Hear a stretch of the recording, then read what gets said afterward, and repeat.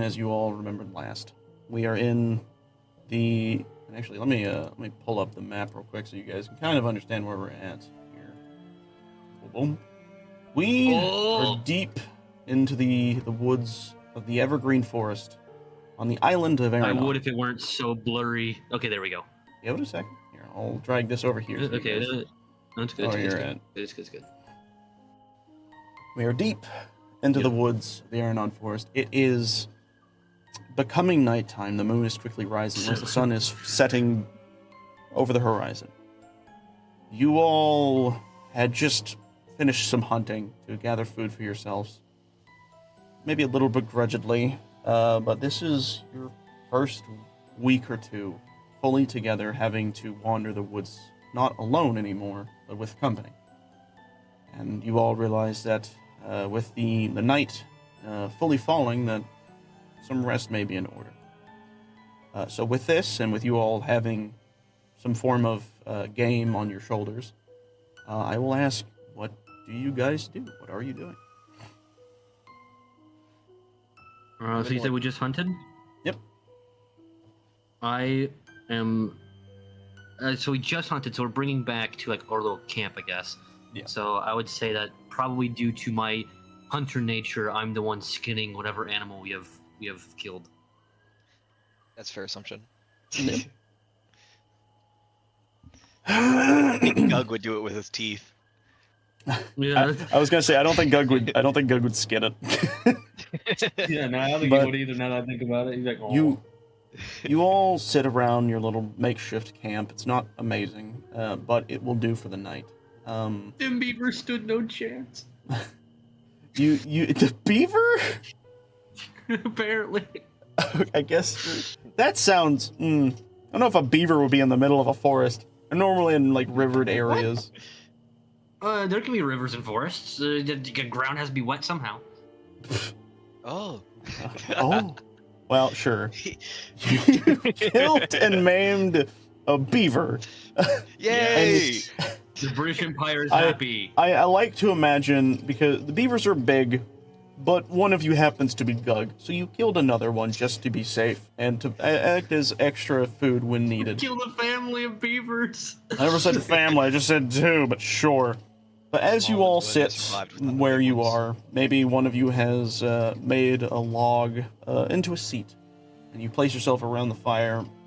Albatross, you are sitting there with this beaver, and you are deferring it, skinning it to the best of your ability. And actually, you know what, why don't we, let's see how good you are at skinning. Roll me a survival check, please.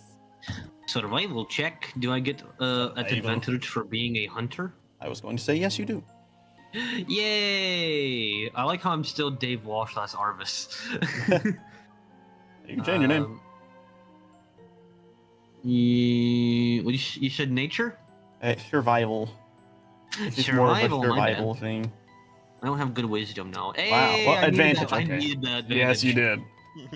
It is not difficult. You very easily skin this thing. You take out all the parts you don't need. I'm sure you look at the tail and wonder what this could be done with, but decide to leave it to the side.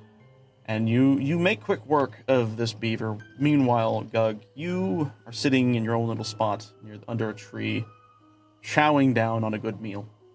It does not need to be cooked. Though maybe sometimes you wished it was. You feel that it being raw, some reason tastes just a little bit better. And as you feast on this creature, I will say that you begin to notice the sky above you and the moon. And you know that within a few days, just 2 or more, or less, that it will become a full one. But you have yet to tell Albatross truly of what that means for you. I already know that he's a werewolf. You know, but you know, you haven't gone into full detail, because he is not your average werewolf. That is fair. He's super werewolf. He's Yeah. a super duper As werewolf. we saw in the last one, he was more terrifying than the boss you guys fought, so yeah. But with this in mind, and with a belly full of beaver. Oh yeah.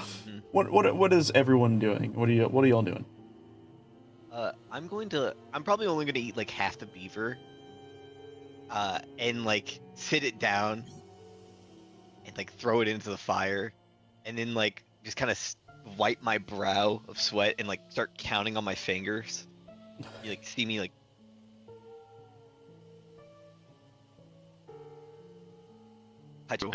Albatross looks over at this, away from the fire, because he's naturally not resistant to the cold, but he's not warm-bodied. Which is by the way, why didn't I get doesn't matter. He looks over, seeing you counting on your fingers and also throwing away food, something that he's never really seen you do too much. What are you doing now, Wilk? Just thinking. Thinking. Yes. The moon is kind of bright tonight, don't you think?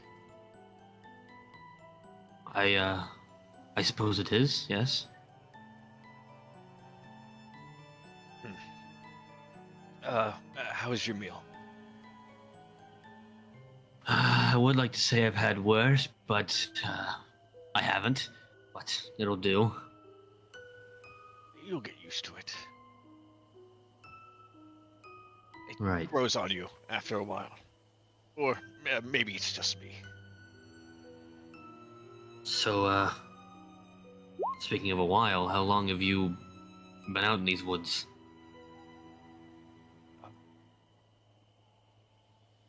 I'd say a couple of years, maybe. I don't fancy going into towns, and it's hard to count the days after a while. Years. And no one's found you out here but me. I stay away from most people. Every now and again, I might see a hunter's trail, but no one dares to stay in the woods for longer than they need. Albatross pulls up his sleeve, showing the burn mark to mark him as a cursed from the elves.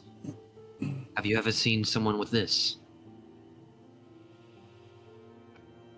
A burn. Some people with burns, but mostly inconspicuous. My whole clan ended up having a scar in one way or another. But throughout your times in these wolves, you never seen any in these woods. You've never seen anyone that was like me, that had a symbol like this. Gug, could you roll me a history check? You got it, sir.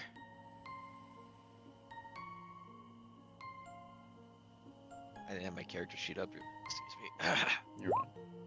Oh god. Yay!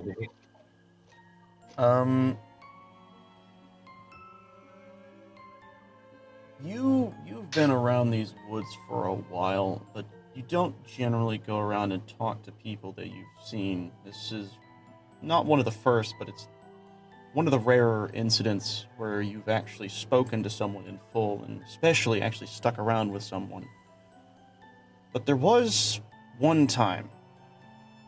There was one time you saw some person running away from the forest. They were booking it as fast as they could. You tried to see if you could talk to them, see what was going on, but in your memory, they didn't seem to stop. But you swear while they were running, you caught a glimpse of something on their wrist. A similar mark, but theirs was a little different. You don't know what it was that was so different about it, but you know that there was a similarity to it. I would say that just from the little bits of time you spent looking at the person that was booking it through the woods, you could surmise it was probably a female. But that's about as much as you know. You had a lady friend. Damn it. I'm sorry. I may have seen it before. Ghost voice changed. I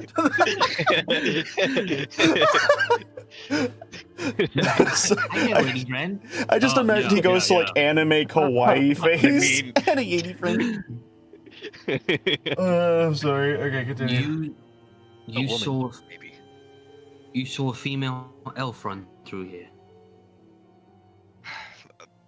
Possibly. I can't be sure of anything. It's been a while, but they did have Well, a mark. I promise you this: they had a mark like mine. The Elven Kingdom is the only place they came from.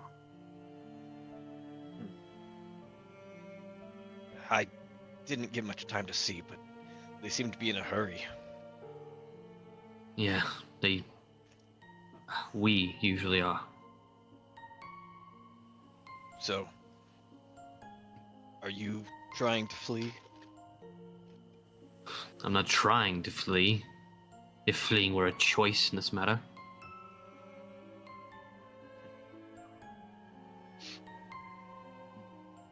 I want to like look up at the sky and see like where the moon is.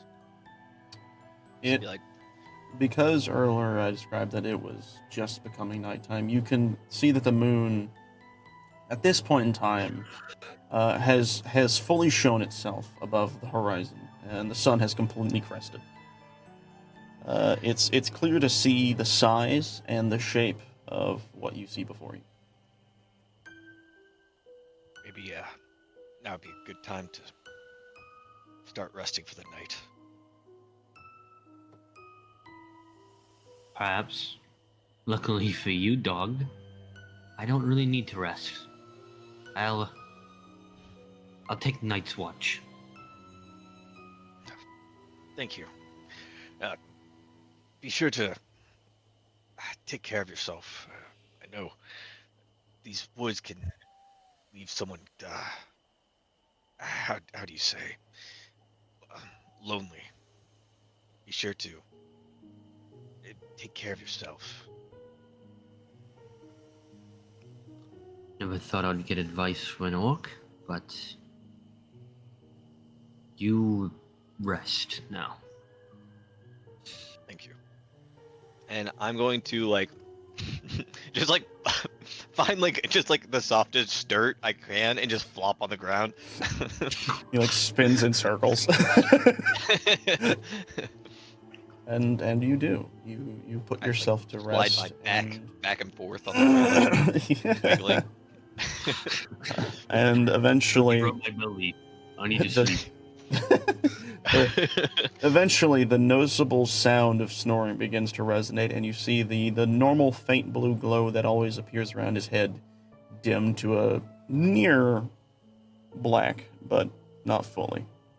But while this is happening, Albatross, what are you doing? What are you up to in the night? So as he sleeps, true to his word, Albatross does, take out his bow and readies it and kind of just slowly surveys, taking in the moment. In the moments leading up to him being found by Gug, it's all been a firestorm. The last week has been rapid. His entire world has been flipped upside down. And while there has been quiet moments, this is the first true one where things are calm. Enough time has passed to where his, well, I would say heartbeat has slowed down, but in fact, it doesn't beat at all. So it's a moment where he can feel that his body, the memory of his body being warm and his heart beating and feeling that pulse and hearing it in his ears. It's the memory of it's no longer really there. Where even when it wasn't there, you could still hear it faintly. It's gone. And as you wish for the return of a noise that has unfortunately long passed, you peer around the forest, unknown as to what may reside here. And with that, I will ask you to roll a perception check. This will be straight. No specialized buffs to this. Yeah, I assume so. Percep. Oh yeah, I don't have a wisdom modifier. Shit. I can't even prove this. Yeah. Fuck. I'm very tired. It's been a long It's week. fine. you, as you said, you are very tired, and unbeknownst to Gug, you have not slept much at all. You've barely given yourself the chance to sleep because every time you try, it feels as if these nightmares always return. This scene of the courtroom, or the amphitheater where they judged you and banished you from the place you used to call home. It is a difficult thing to always reside in, to just your head alone. But as you sit here and you look around, from all you can tell, it is a peaceful night. What's the elf girl's name again? I feel like I'm gonna need to be able to say it, and I don't remember what her name is. Let me hold on, everybody. Let me look into my files real quick, because I am a man who keeps things organized to an extent. Yeah, that's why I knew you'd know it, but I was like, oh, there's like 15 elven names that I need to remember. Let me find it. I barely remember your name half the time, let alone the elves. Let's see. The amount of times I go, oh yeah, Cameron. No, not Cameron. You're Cody. If I had a nickel for every time I've said that, I would have about $3. All right. Her name is Shivani. Which isn't a lot, but it's enough to buy your mom for the night. I'll just paste this in chat for you. How about that? I would appreciate There that. you go. There's the lady you need to remember.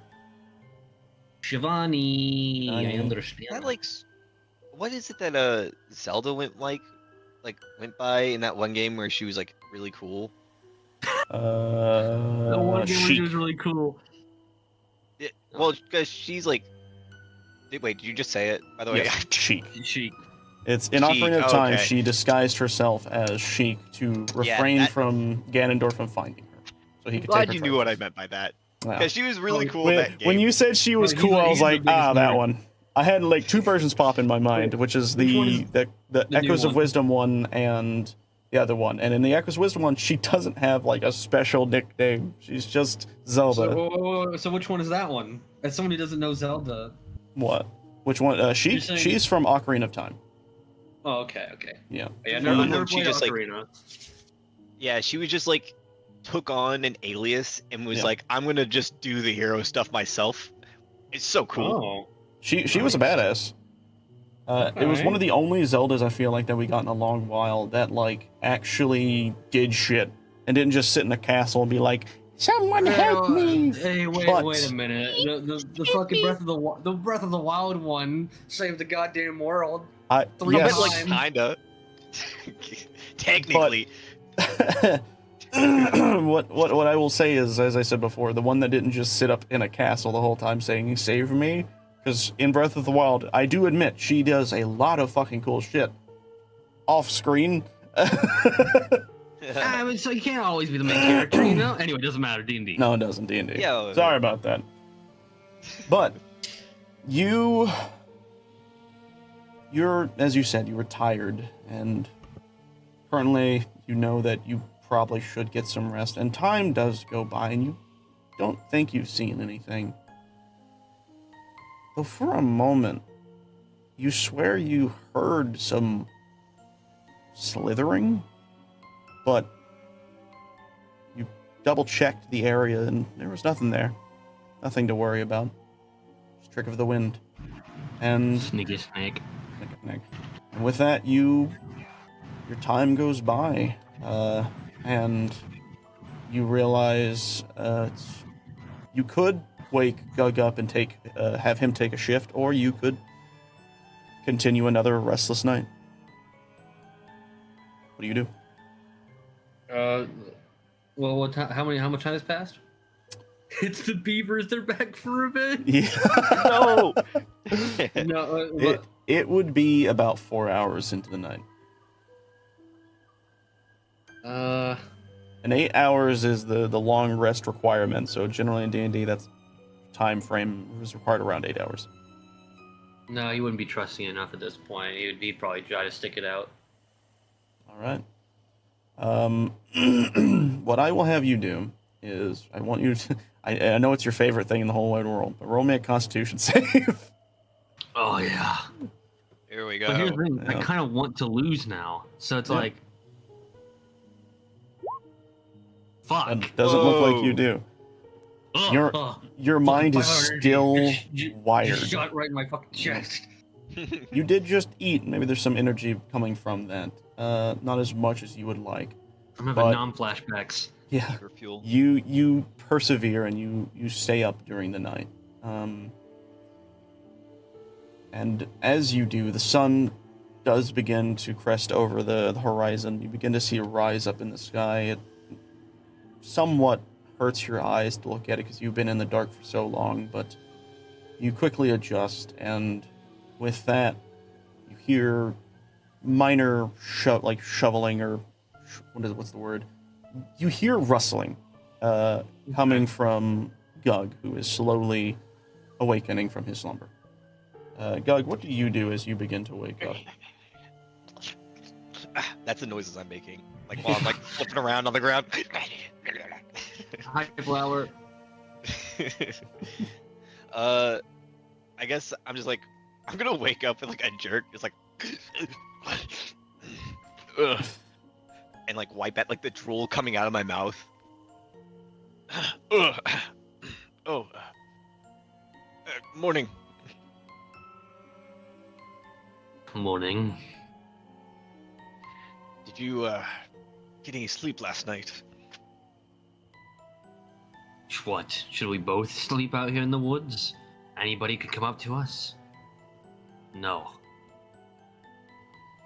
If you just ask, I would more than happily keep watch over you.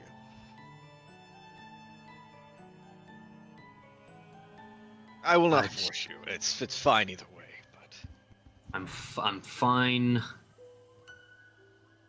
It's hard to sleep anyway.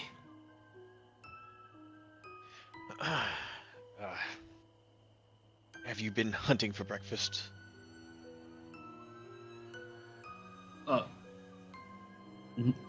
No, but in hindsight, I guess I could have set traps. If you want to, if how you want, how much you consume, Orc, surprises me indefinitely. what I'll say is, if you want to, you can. We can canonize that you have spent a little time while you were waiting, hunted some little normal animals like rabbits. No, I actually like that. He goes, just like, huh, did you hunt for food? And like my character, who doesn't really eat because he doesn't really need to, is like, Yeah. oh. He's like, how much do you eat? I've seen you take up so much. It's fine. We'll find something as we make our way through the forest some more. Right, I'll be on the prowl. Here, I'll put out the fire. And I'm gonna go over and like start kicking in the fire. And whenever Albatross isn't looking, I'm gonna bend down and take a piece of like the charred beaver I threw in yesterday and eat it back. Oh my god. It's just like That's- burnt to a crisp. Yeah, it's hard as a basically rock. just ash. You are Inhaling. disgusting. No, I no. saw that. Just the fire. I know. Are you eating the ashes? I'm just hungry. Just hungry. We could hunt for food right now if you want. Okay, never mind. It doesn't matter. I'll throw it back in the fire pit and like actually put out the rest of like the fire and take down all the things that we put up. Yeah.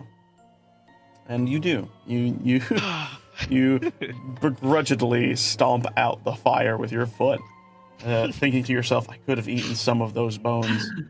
ashes. Give me a moment, I'm gonna cough my brains out. Anyway, Mike, if you gotta go to sleep, you gotta go to sleep, man. I appreciate you being here. Actually, I think he already left, but you know, Night night. hopefully in the ether you can hear that. Somewhere in the ether, Mike's like, I always knew. Alright, I'm back. Alright. So, Welcome back. and you do manage to clean up your little makeshift camp and pack what you will with you as you continue your way through the forest. You're wanting breakfast, so what I will have you do is both of you can roll a perception check.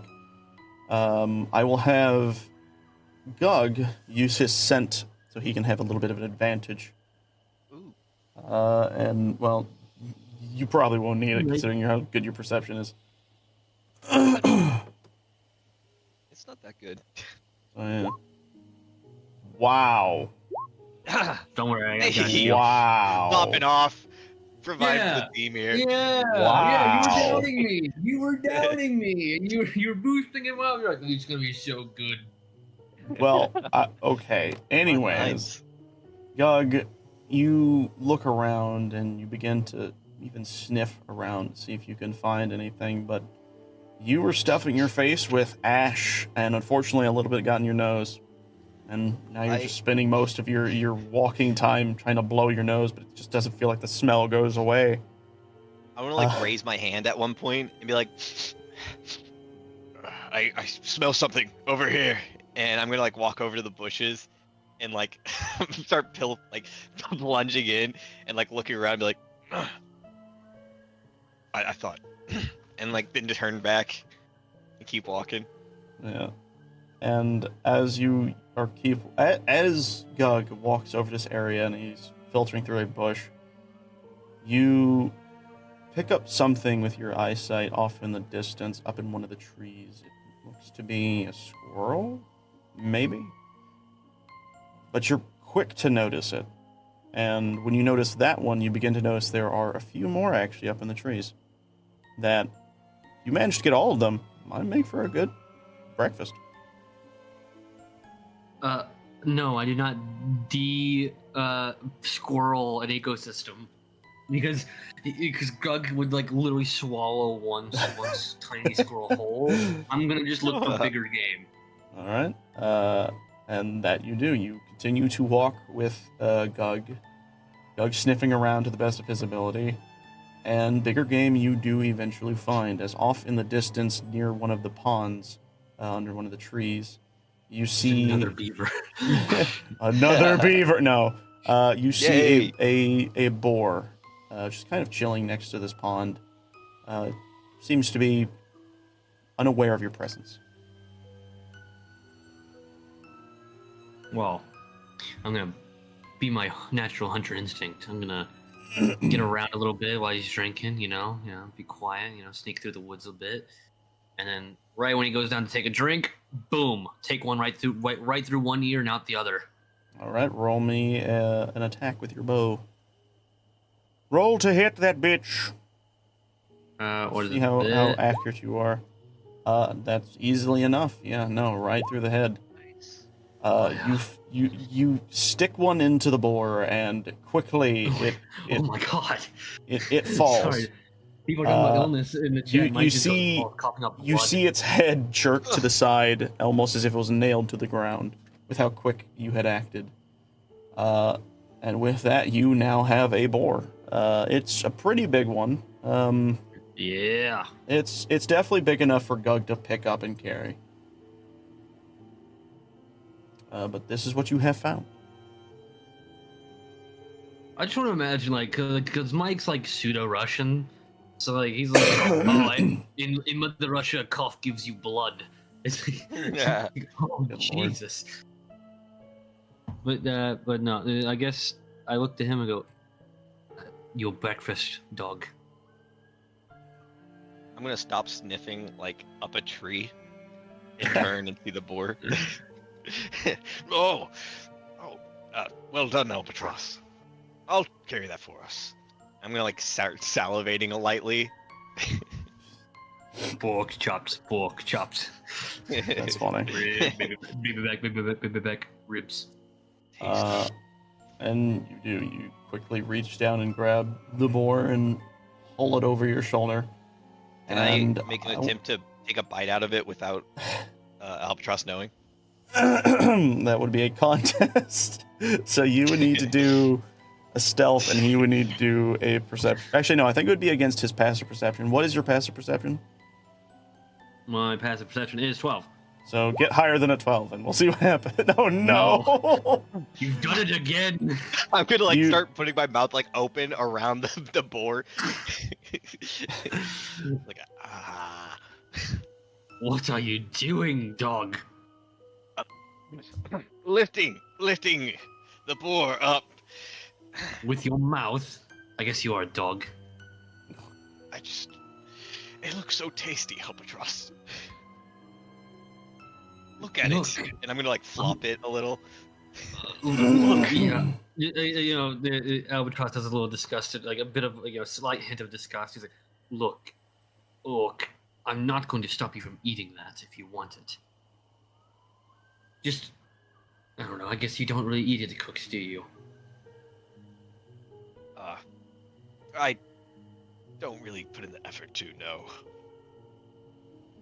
Is that an orc thing, or is that a wolf thing? As you Remember, all, fires at the orc camp, so... as you all are assessing this boar, and I guess Gug's actions here with this, you suddenly notice a shriek of a female voice off in the distance. It is probably south from where you're currently at. Not too far off from where you guys camped up, actually. But you hear the Scream? sound of someone scream. Female, male? A female voice Female. scream off in the distance as if they'd been hurt. Well, the infinite hero that Albatross believes that he should be immediately jumps up. Did you hear that? Yes. Do you want to Look. go investigate? Look, you fucking swallow this borehole or whatever. I'm gonna go check that out. Swallow the borehole! Detach your jaw like a snake and just wrap your entire mouth around it. I was about to say, I open up my jaw to inhuman-like capacity. I shove it down. This is not that small of a boar. I know. You attempt, but you quickly begin to make your way through the woods, kind of back the way you came, but veering off a little more to the right. And as you make your way there, you come to a stop where you see what looks to be a rather thick but large tree overhanging most of the area around, and underneath the tree you see a female halfling, I believe. You believe. She is curled up beneath the tree, and when you are looking at the best of your ability... Actually, you know what? Roll me a perception check. And Gug, if you are here, if you think... Checks. Yeah, if you are with him, you can do the same, or give him advantage. I'm Not gonna, like, every- I've not every taken a perception bite check's out gonna of be it, good. and I'm gonna like be carrying the boar with us. Okay. Dang it. Okay, please, I need another good one. Vonda Hart. Nope. Yay! You look and you can't tell why they had screamed, but doesn't take too much time to notice as you hear faint speaking coming from them, but you're a little too far away to hear what they're saying. Unless you want to get closer. What I will say is, at least with your perception check, you can tell they are afraid of something. I would like to slowly approach, and from about 10 feet back, or about 3 meters, roughly 2.5 meters, I would like to look over and be like, halfling? Out here? What? How? What's happening? Is this you talking to them, or is this you being like... Kind of just like talking talking to to Gug. them, but more just like wondering. Like, because halflings don't really exist in this area, so that's kind of weird. Yeah. That's kind of weird, Um, Bri. You sneak up close, and as you get close, you hear them. It sounds like they're pleading for something, and then you see their head jerk up, and then look behind and look around, and then they spot you and lock eyes with you. And then there's this bruised nature to how they look. They look like they've been beaten up or something. And as their eyes lock with yours, you then look down from their face, and in their leg, there is a bolt stuck deep into it. Their thigh, bleeding profusely, but what's weird is there seems to be some other substance mixed in with the blood that you can see, but you cannot tell. And the person is looking at you, and there's fear deep within their eyes. And they look at you, and I was trying to run away. And then immediately you hear as you watch as this person's head gets bolted to the tree. Quickly, you look where the bolt had come from. Damn, my cool moment of hearing him release the arrow, me being able to knock my own arrow fast enough and shoot it out of the fucking air like I did last time, which was awesome, by the way. I can't believe that fucking happened. That was beautiful. Yeah. Oh wait, if you don't remember last month, Albatross shot a fucking arrow out of the sky with his own arrow. But well, he's got some nerves to grow into first. Yeah, I guess. But you see this happen, and you look up quickly in astonishment as to what had just occurred. And ahead of you, walking at a rather jaunt pace, is a man in a black robe with silvered eyes staring through what looks like your own eyes. They have locked your position immediately, and they are slowly making their way over to you, and you hear, as you near, you hear, "What is an elf doing out in the woods? Shouldn't you be in your kingdom?"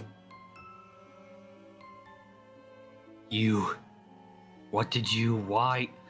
You fool, do you not know where you are? These are our woods. Hunters come through there all the time. What kind of... You're like looking back and forth between the half-elf and this person. You have no right to be here. You see him looking at you, his expression of stern and stiff, never seeming to change, eyes locked with yours. And you hear him say with this deepened tone, "No, fuck, my voice. Water!" No fuck. No fuck. Whoa. I'm like, damn, this dude got rude so fast. Cough so much my throat dried up. You look at him and he says, "No woods are locked to the hunters. Now step away from the body or you will become hunted as well." You wish to hunt me? Considering you called me an elf, meaning you are not one, you must know that you're at a disadvantage by nature, human.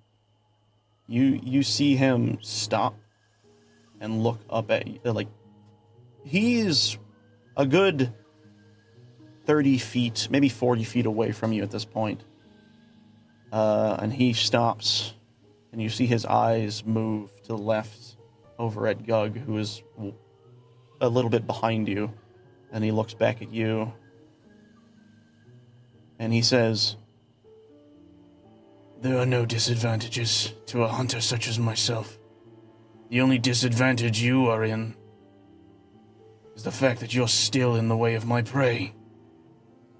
I must collect the bounty. Be gone, or become my next bounty." I don't think I'd be worth much. See, you seem to have a small problem. You don't realize where you are yet. You sit here and say that me being between you two, I am at a disadvantage. That's not how that works. No. You see, I'm gonna kill you now. He just knocks up and immediately fires. All right, let's do an initiative roll, shall we? And let's pull up the new map that I brought. Not a special map. It's a map. It doesn't matter. It's a map and it works. Yay! Woo! Oh, she thick. Oh, she a thick map. Okay, let me see here. Where is... Feel free to place yourselves. I would say this is the tree you guys are on over here, if you can see my little blip here. A little hard to see because No, I dark for some can't. reason. Where's? Here, I'll just do this over here. Okay. I'll delete that. Okay, let me get some music going. How about that? It's not too loud. Boom. What I Pee will on do- him. Pee on him. That'll do That's it. my attack. Dog's urine. What I will do is, for the sake... I don't really have... I wonder if I can just get a token of a halfling. From the He's not a roll halfling. 20. No, I was just thinking if I could put like a token, but no, it's fine. You all know there's a probably dead halfling. Arrow to the fucking cranium Yeah. usually kills you. Hey, we don't know yet. We didn't check. We don't know. They might be breathing. We don't know. Boink. And then Well, I that's will very unfortunate. turn order. Oh, I gotta Oh, yeah, clear I guess out it's all. initiative Hold on, now. let me clear out all these. Don't worry about. By the way, I have these saved at another image, so I'll be able to pull them back up. Okay, let me try this again. Oop. Okay. No, I'm gonna have to re-roll my initiative. Oh no. Oh Hey, no! That's I get to that type is that the in. worst. All That right. is the worst Go roll initiative. Wait a minute, but I'm the one firing first because I'm starting the altercation. How does Don't this work? worry, I'm still letting you get your arrow shot out. But Oh, beautiful. I am just doing There won't other be an action things. turn. Where is the Omen's sheet? There it is. Initiative. Oh, yeah, Why did that change kill Gug's this guy. initiative? Yay! I'll take it. No, we won't. By There we one. go. 11. You were, I think, 16 before. I guess it doesn't really matter, but no, correct Yeah. anyways. All right. So, as was said, you will get the first shot. So feel free to but loose it's not an action, arrow. so I can't use any of my special abilities. It has to be just normal. Yep. Okay. Let her fly, let her fly, let her fly through the fuck sky. yeah! Nice. Uno momento, por favor. Come on, if a 20 doesn't fucking hit, that is No, bullshit. I just gotta make sure he doesn't have anything that can, like, do raise AC or whatever. Some of them do. Okay. Let's see here. I'll say 20 is like the baseline of size you can go.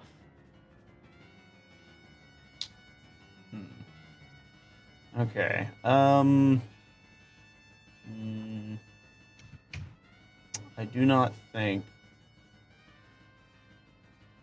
Yeah, no. He will take the hit. Roll me some damage. 7 piercing. Yeah. right in the off shoulder. Just boom. Okay, I'm not saying I'm like targeting specifically. I should have No, you're already fine. done that. But I'm just I gotta hit him somewhere. So Yeah. You see him take the shot, and he kind of like holds up his arm and puts it onto his shoulder, as it quickly deepens into his shoulder blades. curiosity, is he resistant to piercing? No. So he took off 7. Nice. Yeah, he took the full 7. With that, Gug, it is your turn. Fuck him up, dog. Well, okay. I was actually. Yep. Yeah, no, I will. I will. Altercation yet. Gug just sees me fire an arrow. He's like, magic missile. Magic missile. Magic missile. I do it. I meant to click information. I forgot. So it's gonna be 3d4. And he Wait, can't, did it roll? God. Wait, no. Right. Did it roll? I see one Right, I see a roll. roll. A 1d4 plus 1 is what I see. Oh, does it do one at a time? Is that what it is? I think it does one at a time. Okay, so if I do one more, that evens it out? Yeah, should still do the damage. Sweet. That's still more than half, Mike. It's 11 damage. Yay! I fire off some Hey. Damn. magic bad. lightning missiles. You see him take these shots, and he looks a lot more worried than he did before, unexpecting this amount of. Didn't expect a sorcerer. I guess not. This amount of fire back. For backlash, I guess. Is that all you're doing, Gug? Yeah, that's all I can do. Well, go then do it you is like his intimidation, turn. just like float in the air like you can. Just Oh, like, yeah. Are you ready to fight me? You see him It's cool look until I have to down. You see I am him. sorcerer His, supreme. you see his eyes narrow down and squint towards you, and quickly he. Let me make sure I'm doing this right. Let's see here. Actually, I should probably get my dice out. Oh, I pulled out the whole shelf. I'll use this black one. This is a nice one. Uh-oh. And back in it goes. Alright. So, let's see what we got here. He does have that. Okay, cool. I was just double checking something. You see him quickly whip out his crossbow and aim it at Albatross and immediately let loose a bolt. Let's see if he hits. I get to use the tower. I haven't used the tower in quite a while. I doubt an 11 would hit, right? Not even close. Oh wait, is that the right one? Yeah, it is. All right. Yeah, he misses that shot. You see him kind of look down, and he probably cursed under his breath or something. But he then quickly runs. He closes the distance as he runs towards you at full speed and gets right in front of you. And you see him immediately. Let's see. Wait.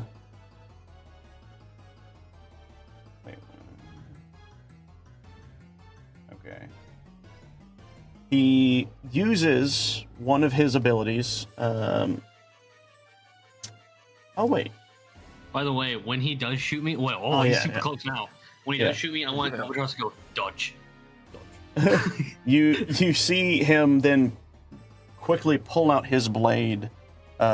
This shining silverish blade, and he brings it down on you. Ooh, Let's silver. see if this one hits. Come here. Nat 20, boys. Oh fuck. Hey. All My armor right. class is a lot. Ain't that much. Let's find out, shall we? This will be very interesting. So I I need don't know, we might some. find out. Not 20. I can't dodge that shit. I don't Nope. have my special abilities to do that yet. Hey, if it helps, I'll Alright. miss you. Oh, After you die, you know. To see what Oh my god. Actually, and then I'll grab one of these. All right, here we go. Nat 20. That's like the first Nat 20 I think I've rolled on actual dice. Here we go. Good thing we have plot armor in this segment, at least. lightly. Okay. We can't die. Yeah, we can't die. If anything else, we are either gonna be a ghost or don't die. Exactly. Oh, okay, so that is. Okay, so you will take. Unfortunately, on my point, you'll take 3 slashing damage. Oh, that's not However, What? You will take 9 radiant damage. What? What? 9 what? 9 radiant damage as his silver Fuck's not even blade mutant. cuts into you. That's crazy. He's like a religious man. Kill him. Okay, Kill I him. don't know about that. Well, It's what we have to do, right? Like, Like, my so- damage resistance is against non-magical, non-radiant. Okay, you Yeah. did that shit on purpose. Got it.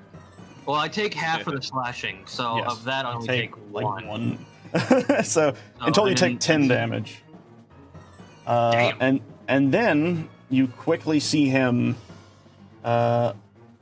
He kind of looks like he hones himself in. He takes his blades and he he clenches it in his hands, and you see the wounds he had upon his body begin to heal over as he You fucking uses bitch. second wind to heal himself a little bit. Oh wait. Hold on a second, actually, he might not be able to do that. Let me double check something.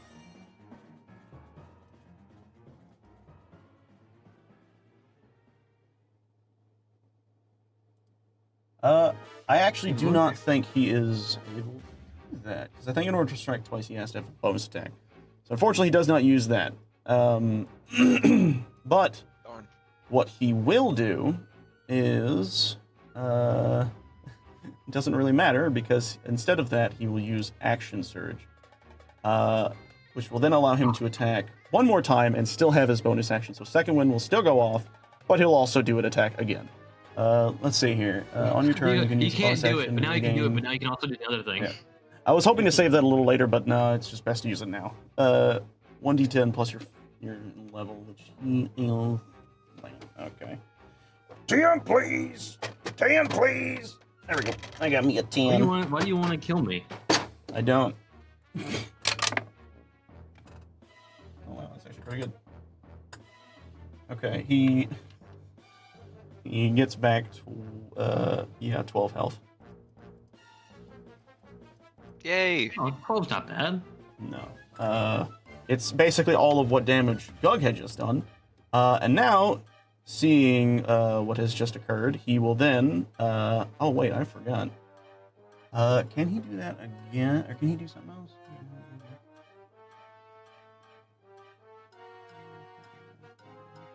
Oh, also, I'm going to use one of my superiority dice. Could you roll me a strength save as he attempts to trip you? What? You never said he tried to trip me? Say he tried to That trip... that is for the first hit he did. Like not the arrow, the sword. Why would it's, the sword trip me? As a fighter, you can spend dice to do effects with your melee. So he is using this alongside his first sword swing. Or, you know what, I fucked it up. How about this? Hold on, how about this? I fucked it up. I'll let it see if he does it with his second sword swing. You got another? He has, Yeah. remember, the healing was a bonus action. This is his actual next sword hit. The attack doesn't stop till one of us dies. Apparently. This will 100% hit. This isn't, What? you know, What is crit it? this time. He got a natural 16 plus 5. Hey, but look at the bright side. Plus 5? What the fuck is he getting a plus 5 for? Me at level 5 doesn't even have a plus 5 on anything. Well, good news. You take no damage from the slashing, but you'll take 4 radiant. Okay. Now strength save. Yeah, this wasn't that much damage. Now let me double check. Nice.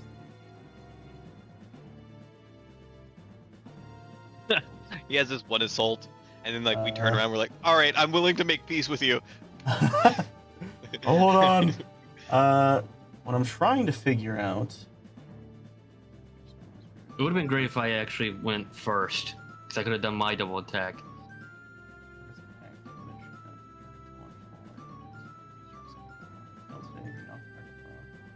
What sucks is it doesn't tell me what the save requirement is. It just says make a save. So it doesn't. You find something softer, you know? I don't know what I you'd think find. It was Just wipe your nose in your 8 plus dog. their- Oh wait. It was 8 plus proficiency plus Yes, the strength casting or modifier for dex. spells. That's a I lot just of words found it. right there. I know, it's kind of weird. It is a little weird, I won't lie, but I did just find it as well. So, I just proficiency remembered because I bonus. played sorcerer so many times.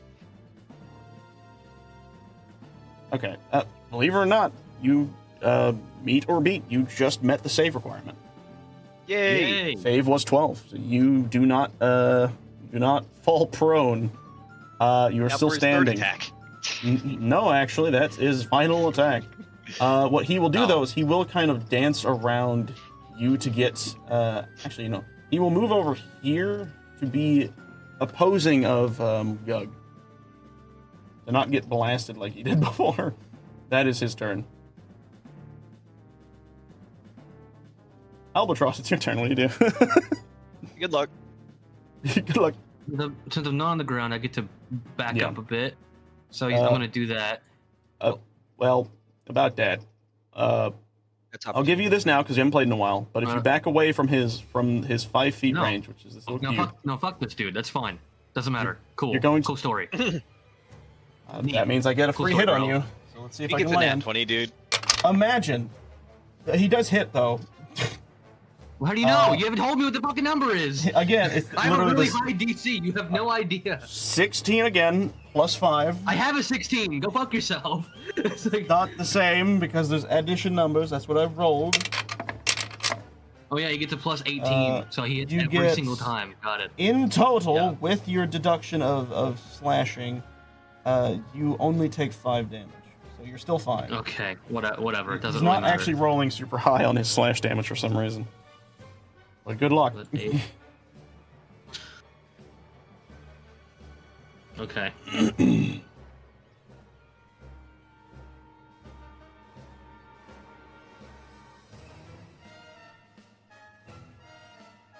Alright. Fuck this guy.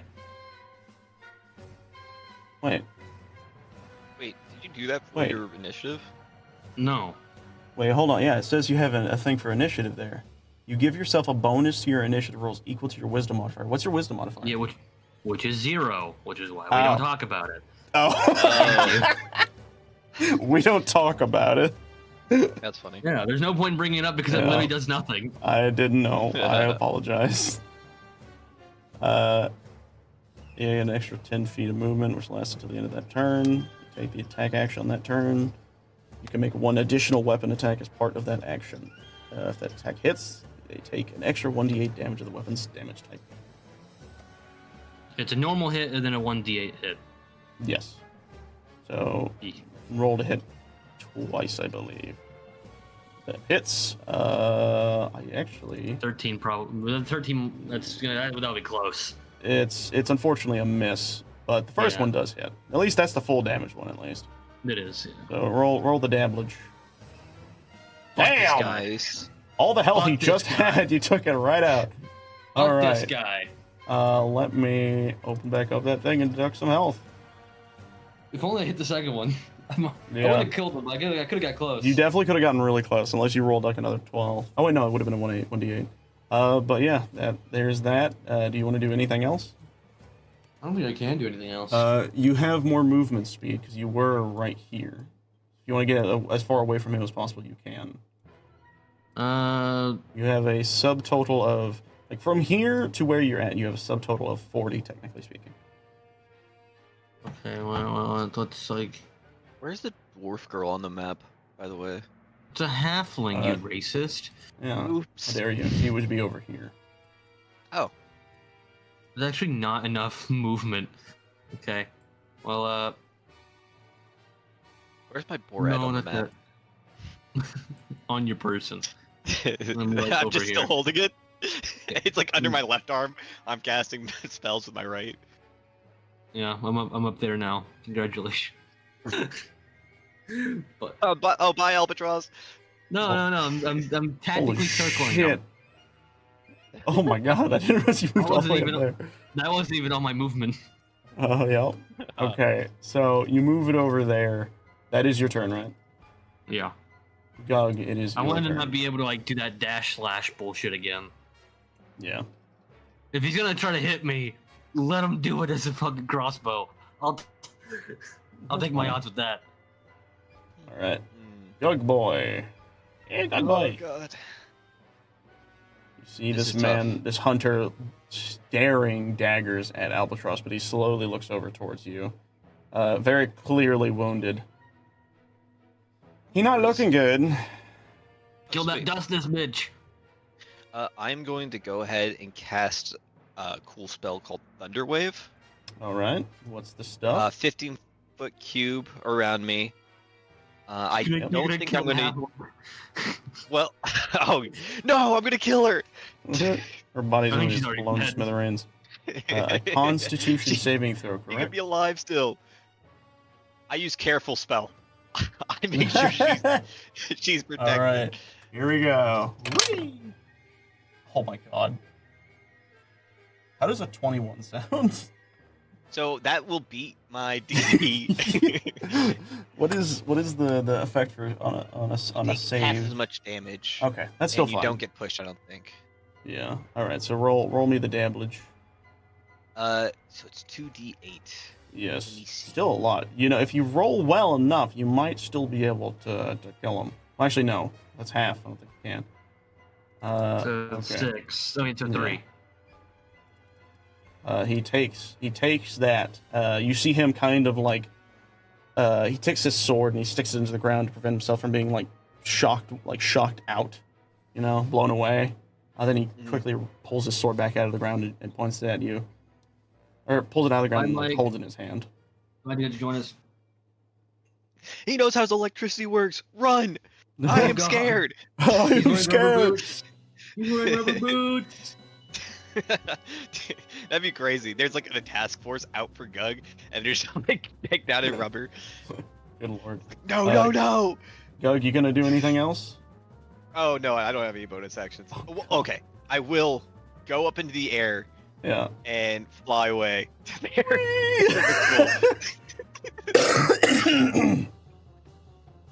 One in the middle. All right. Okay. With that being your turn, let's see what he can do now. Yeah. He will, seeing what just occurred and seeing Albatross at the distance that he is, he will look back at Gug, seeing that he is escaping in effect, just similar to Albatross. Realizing he is the closer opponent, let me actually make sure he has the ability of catching him. Oh, come on. Oh, yeah, Albatross, be sure to binge me after I die. You see him immediately dart towards you, Gug, ridiculously fast, and he whips out his sword. See if he hit. Okay, I could take these. I was here the whole time. You can't prove it. Good, because you're about to see Gug get whapped with a net 20. Well, what the hell is this dude's stats? I think you overdid this guy. I didn't do. That's just the roll. That's not me. He just rolled good. Literally, no one has rolled this good. Not even the boss rolled this good. This The one time you man in the fucking one shot. I know. All right. Let's see. The whole time, the plot arbor, it didn't work in our favor. No. No. Yeah. I'm gonna roll the slashing first. It is. So even your bird's mad. Yeah. 7 slashing, and I'm. Wait. Are you resistant? I think that's only when I'm transformed. Uh-oh. So 7 slashing. I'm gonna Yikes. jot that down. Oh, actually, that's. I 7 spilled slashing cheese and- everywhere. So 7 slashing and 7 radiant damage. Okay. So 14 in total. Yep. He does. That's what he does. Also, make me a strength save as he attempts to trip you. 12 is the AC. Because of that, let's see. Or smaller. It must make a strength saving throw. On a failed save, you knock the target prone. Woo! Oh god. Bendy ovary times. Boom. What did you just say? You see this man I know. pierce his sword into his heart, and they just throw him to the ground. Wait, how is Gug doing, by the way? How much health do you have in this? Terrible. He has 2 HP. Oh my god! Yeah, this is fucking us up. I think you made him too difficult. No, he goes around. I don't know what. Wait, no, he doesn't actually have that much movement speed. No, he'll just stay here. He's actually what he will do. You're gonna fucking kill Gug in the flashback. No, he. Remember me, Albatross. Remember me, and put me in every scene from here on out in your mind, so it makes sense canon-wise. Can't really do I anything. always will. It turns out he was never real after that point. It was just me. Okay, yeah. Unfortunately, or fortunately, I guess, he really can't do anything, unfortunately. So that's his turn. It's Albatross's turn. You Thank see him God. look over at you, and he seems to be pointing his blade at Gug, in a sign of warning. And you even hear him say, you hear him say, "You better make the shot, boy, or else your friend is dead." Well, do you know he goes before you? But Oh, you're right. doesn't matter.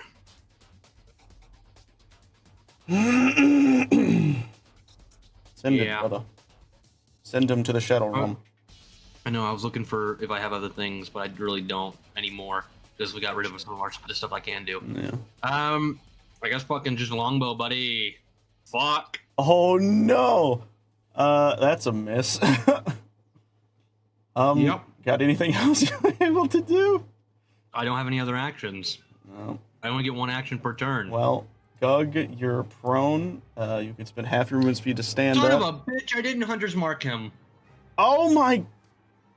That could have helped so much. That really could have. That really could have. Yeah, that'd been slick.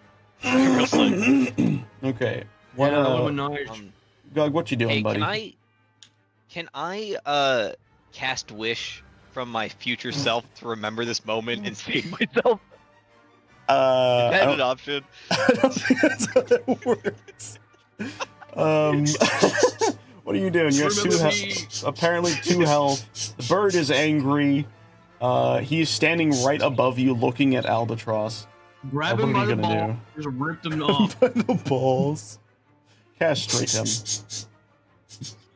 All right. At least doing, it's buddy? a moral No, it- victory. What does it take for me to stand up? Half your movement speed. Okay, cool.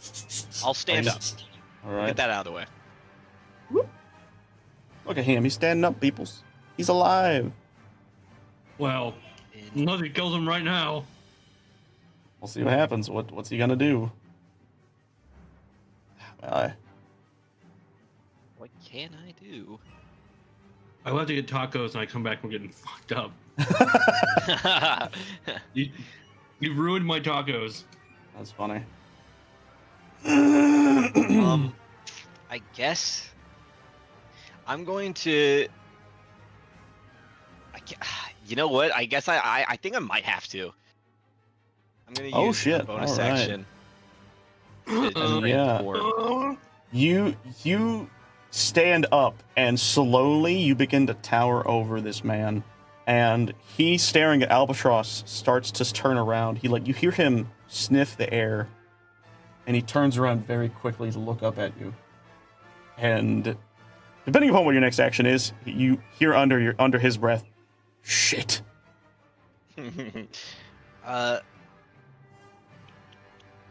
I guess I'm gonna do another magic missile.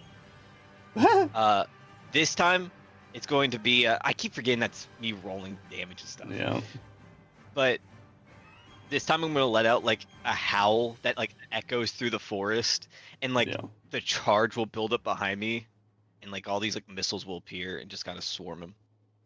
I like to think All right. instead of throwing missiles, you're putting that, like, they're appearing in your hand and you're just shoving them in his face, just fucking slapping him with your claws.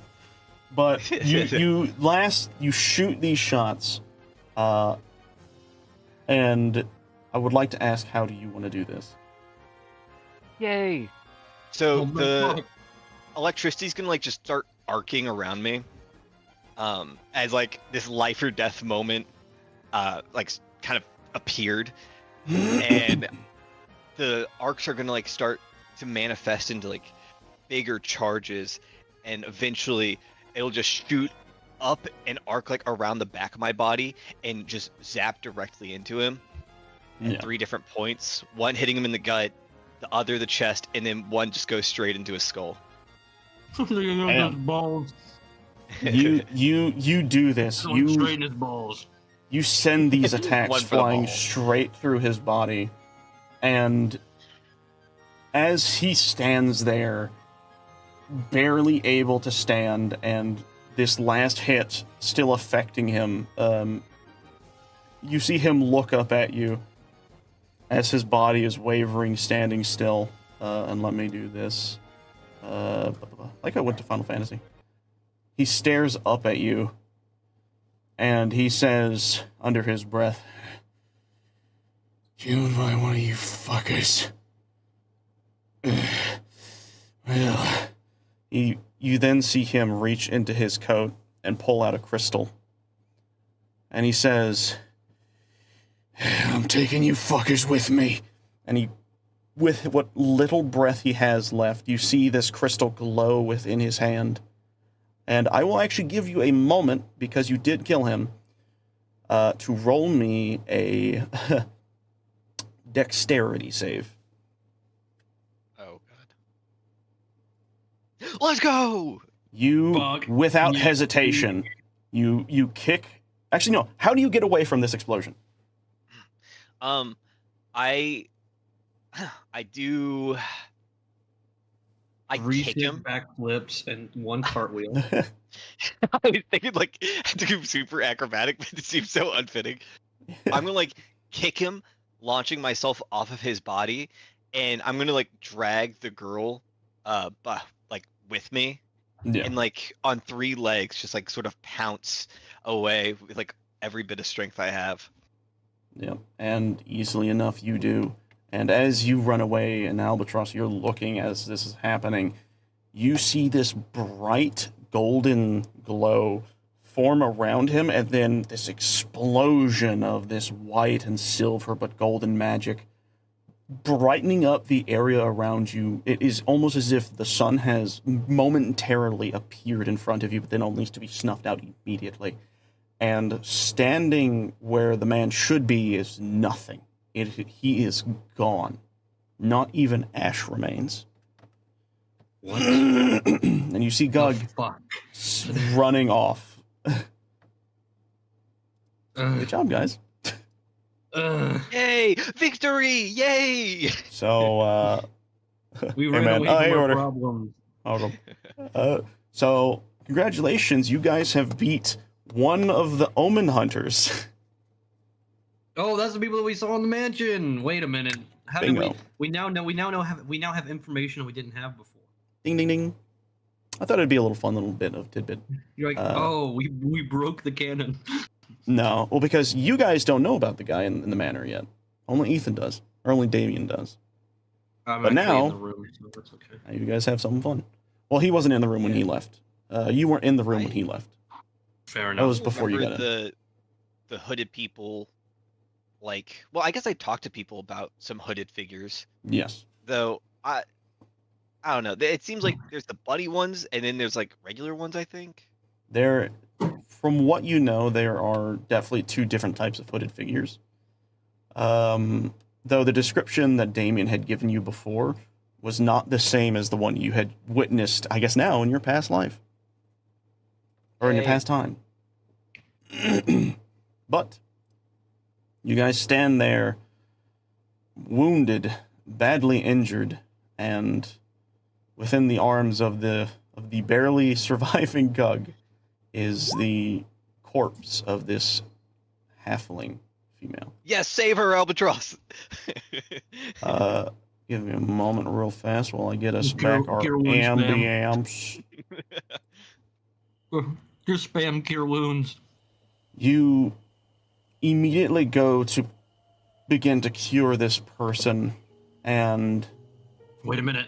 Are they still alive first? Because you said corpse, which means they wouldn't have a heartbeat. medicine check. I am not a medic. So let's hope for the best. Can I also roll for it? Yes, you both can. Thank you. I am not a medic. But you are. Albatross, you are panicking. You have not seen something this like this. I guess there's an argument that Albatross is besides the people he's killed, Yeah. he's never seen death. And keep in mind, this is the part where you have like come back to consciousness effectively. Your sanity is slowly creeping back in, and now you've witnessed this brutality that you had not expected, especially in what you know to be the territory of the elves. This is unheard of. And as you are panicking. You're thrumming the magics that are innate within you through this body. Gug, you are looking, and it's very obvious this person is dead.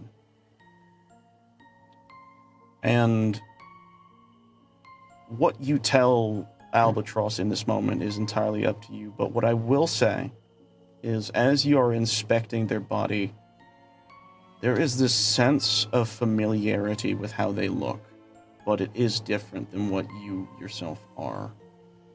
You can see that this person has... They have this very strange tail-like appendage on their back. I would almost say rat-like. And you see their teeth are... The two front ones specifically are extended downwards. And their eyes, though now almost popped out, are solid black. And you recognize this to be another person who is cursed with lycanthropy. But unfortunately, or fortunately, they were cursed with the lycanthropy of a rat. Man, imagine I got that one. That would suck. Yeah, and unfortunately Yeah, suffered the rat fates of being hunted by an Omen hunter. What do you do in this moment? I guess it's like Albatross is running up to like get back to me. I'm gonna like untransform and like brush the girl's like hair to the sides of her face. And just as he like approaches, I'll be like, "She's with us no longer."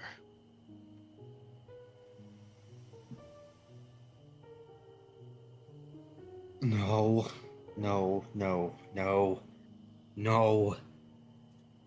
You, It's okay. It's you saw what you saw what he looked like. Did you see anything specific about his outfit or something? Anything that's identifying? I don't. He was hooded. He had the silver, but plenty of groups have silver. I would think it's fair to say, for as long as you have lived outside these walls of your own tribe, you have heard of an Omen hunter.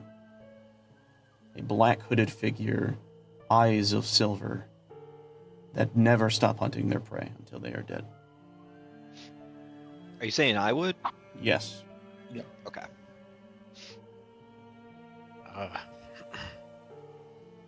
People can be cruel, Albatross. I wish we could have got to the girl sooner, but...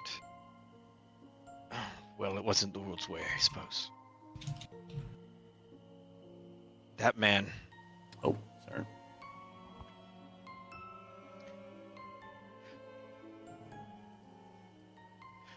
That man, he was rotten. He hunted for... It's a lot to be cursed like we are. You'll have to face these two at some point, I assume. I hadn't seen them in person till just now, but they go hunting Omen cursed like us. But here, the elves, they may not care for they may not care for people like me, but they couldn't left these people. How did you even get a halfling here? Why? None of this makes sense. The woods are mysterious. You'll find that through our travels here, things don't always add up, and we never find out the full story of it all. This girl's dead, and the Omen Hunter's dead. That part we know. But it doesn't. I was young, but my own mother had. She's hunted in this forest for years. If she's seen anything like that, surely the elves would know. Maybe they do. Maybe the elves know, the orcs know, but maybe it's not worth thinking about. This is the reality. Oh. should give her a send-off. Start a forest fire. No. Forest fire. Forest fire. We'll give her the way of the Vikings. Dude. 2 hours later. Oh, well, I God. didn't think it would get that bad. This is so much worse. Viking bleep funeral, and then he immediately skipped to just like a large fire. Yeah, exactly. I didn't think that would happen. Like I said. No. Do you know anything about the half-elves? The half-elves? I'm a half-elf. Do you know anything I about know the you. half-elves? Pause, reverse. I was taking a fucking sip of water, you bastard. Do you know anything about the halflings? What their culture is like? You know I don't think I one. would I? This one? You know one halfling. Oh wait, That's not wait, what no, he he's was a saying. He's gnome, saying wasn't the it? Culture. Yes. Oh, that's right. Never mind. Scratch what I said. Well. No, this is my first time even seeing a halfling. Do they get buried? Do they burn them? Do they send them off? What do they do? I think they eat them. I choose to lie. Deception, please. Is this actually what you're doing? No, that'd be great. Oh my I was god. like, Doug just made a fucking Yeah, turn. you just see Gug salivating. I didn't eat the boar. I need to eat. You can still That's eat right. the boar. Yeah, the boar's probably It's just like gone. sitting off in the I forest. dropped don't it have back the there. boar. I dropped it, and then that guy blew up, and it's gone. Oh no! We You have chose to eat the the wrong Yeah, girls. one. you look back and you just see like the ass half of a boar.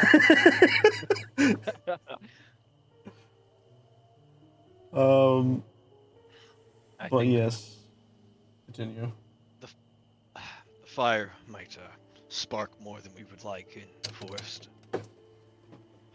It might be best to bury her. Her own kind obviously didn't care what happened to her, sending her out all the way here.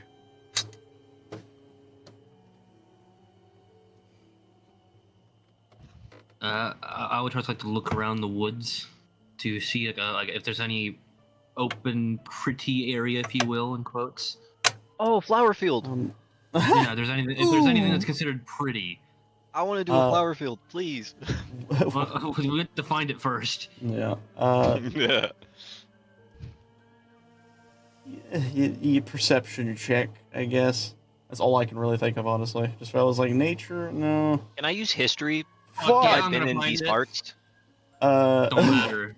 I don't think you matter, I need got to you, worry bro. about Nice. You're popping off, man. it. Yeah, he's You're carrying popping us. off. Well, I'm popping off when it doesn't matter. I'm not popping off when it doesn't matter. Yeah, but you, Albatross, you quickly look around, your eyes dart, and you see off in the distance this clearing of trees, where it seems like nothing has grown there in a while, but you do see a small bed of flowers that have been growing there for who knows how long. They're pretty normal in the sense of like your average forest flowers, but just this little area and with the lighting peering through and down in it, it's very pretty looking as you had described. But what I will also notice, because you've got a fucking nat 20, off in the direction opposing the tree that she had rested on before, you see a trail of smoke. Oh, smoke. Huh? Like in the distance? Yes. I see smoke in the air. Okay. Well, I'll keep that to myself for now. Take over here. I think this would be pleasant. I'd be inclined to agree. Let's put her in the shade. Yeah, I'm Underneath carrying the her like tree. long ways. You know what I'm saying? Hmm. In like my arms. I figured, and then I'm gonna just drop her under the tree. Under the tree. I mean. sit her down under the tree for a moment. Not just like, all right, I'm done. I just throw her. That's funny. All right. Well, I guess. Could you? I don't know if this is. Yeah. What? Do you have a shovel or do I? Could you transform and dig? Should be a dog. Transforming is a little much for that. I mean, you'd be very good at it. I'd rather avoid doing anything. They said, "Brother, no." I think no. No. Brother, no. Okay. Well, I guess we better just start. And we start digging. Did she have any like back on her or anything? You think the search? You look through her surroundings or her items or effects, and she doesn't seem to have anything on her except for her legs. Around her ankles seem to be braces that might have been connected to chains. And noticing this, you take in her appearance a bit more, and she is wearing very ragged clothing. Someone traveling the woods definitely shouldn't be wearing. But other than that, she doesn't seem to have anything on her. You. Assuming that I see this too, given the fact that I'm the one who had the nat 20. Yeah. You don't think they're halflings aren't born here. None of those live here. It's just the elves and the orcs. It's always been just the elves and the orcs. Human thing. You think they release them and hunt them for game here?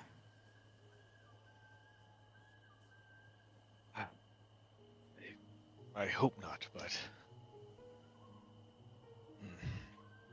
it's quite concerning. Fucking world's deadliest game over here. Jeez. Yep. And Well, if it's one person released and one hunter,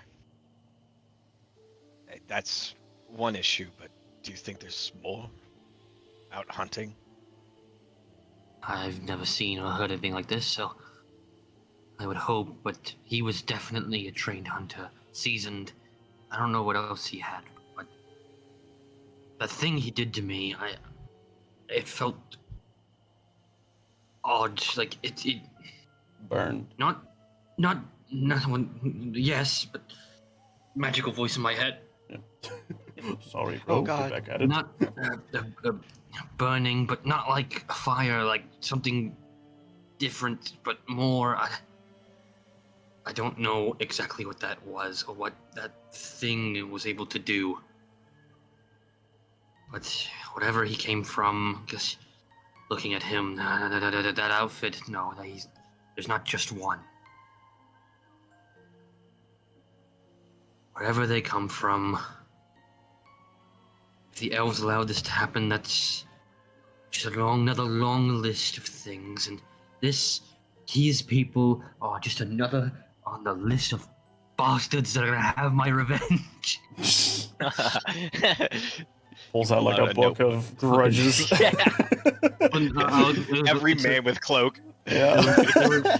It's a reference to the Avengers in game when when Thor says it. Okay. I didn't watch it. He says he's gonna be another on the long list of bastards that have my revenge. So Yeah. Wait, there you go. That's the reference. did you say you didn't watch it? I didn't watch it. What? What? How have you not seen that? How did you not see Avengers Endgame? That was like a phenomena going on. Oh, I know. That was like billions Uh, of people were like, let's see it 3 times. So a Yeah. quick little rundown. The reason I didn't see it is I honestly didn't care to watch Marvel after okay, this is gonna suck. I stopped before Infinity War. I did not good. go Okay. beyond that. If you went all the way up to Infinity War but didn't watch Endgame, I would have been even more pissed. Yeah. No, I didn't get to I- Infinity War, and I stopped before that. And He's- it's honestly because You I should- stopped caring about Marvel movies because it felt like their continuity was skewing a bit too much. Okay, I vouch for like everything kind of sucks after like Endgame Yeah. stuff like that, but like you gotta finish it out. Well, You I've know, already you can't watched watch like a all fuck the ton of movies. clips of the movie. I'm well aware of Welcome what back happens to the in D&D Endgame. Oh my God. podcast. Yeah, so we'll have to, Turn off this. return later. We're done with this. Turn No. it off. We're talking No. about Endgame now. No, let's get back to D&D, folks. No. We're watching 2.5 hours of Endgame. I right thought you were gonna go. We're gonna watch 2.5 hours of 2.5 Men. But you But you all we sit dig a hole, we dig here a hole. and you discuss. But as you Absolutely. discuss this, you begin to dig this little hole for this person. And when it is deep enough, what do you do with the body? How do you do things? I use this to dig. What? Fucking. Oh, okay. Wait, Yeah, I what? I guess. just like plunging it into the ground, like just scooping. I'm gonna pick up the body Yep. and like drop down to my knees right before the hole, and just slowly and carefully sit her inside of it. And And you then do. I'm gonna like close my eyes and like oh wait, what's the word for it? Clutch my hands together, something like that. Just above the hole for a minute. Like a solemn prayer. Yeah, I'm not praying or anything, but Mhm. it just like I'm just like taking the position of it. A moment of silence. Hmm. And Albatross, what I would do like you do? Albatross to kneel as well. He kneels as well, and after he does give a moment of silence, and then not like specifically, but it just happens. He looks over to see Gug holding his hands together.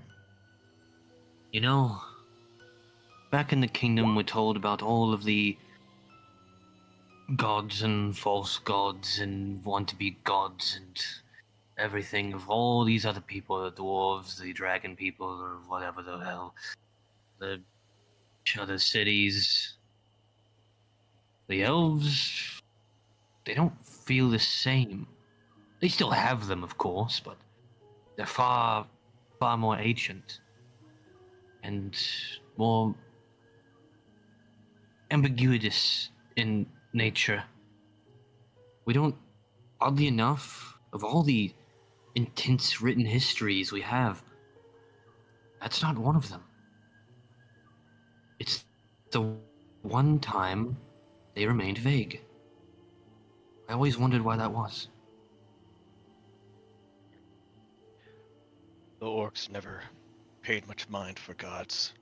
They only ever really worshipped violence and expansion. I want when Albatross like crack a smirk. You weren't very good at that either. Yeah. I'll return the smile and be like, yes, fortunately. And then I'm gonna like start scooping the dirt Yeah. over the body. Back up. As you begin to finish off this little ceremony, you begin to slowly stand back up and look around. And now I would like to mention about the smoke that I saw. I was going to ask, what do you do? And yes, that exact thing. Okay, continue. Roleplay. Stand up. Hey. We pat down the ground. We make it flat or whatever. Put a flower on it. Be like, sunflower, nice. Well, over there, earlier, I witnessed some smoke. Was it black smoke or gray smoke? It was black. Oh God. I saw some black smoke. They're burning something serious over there.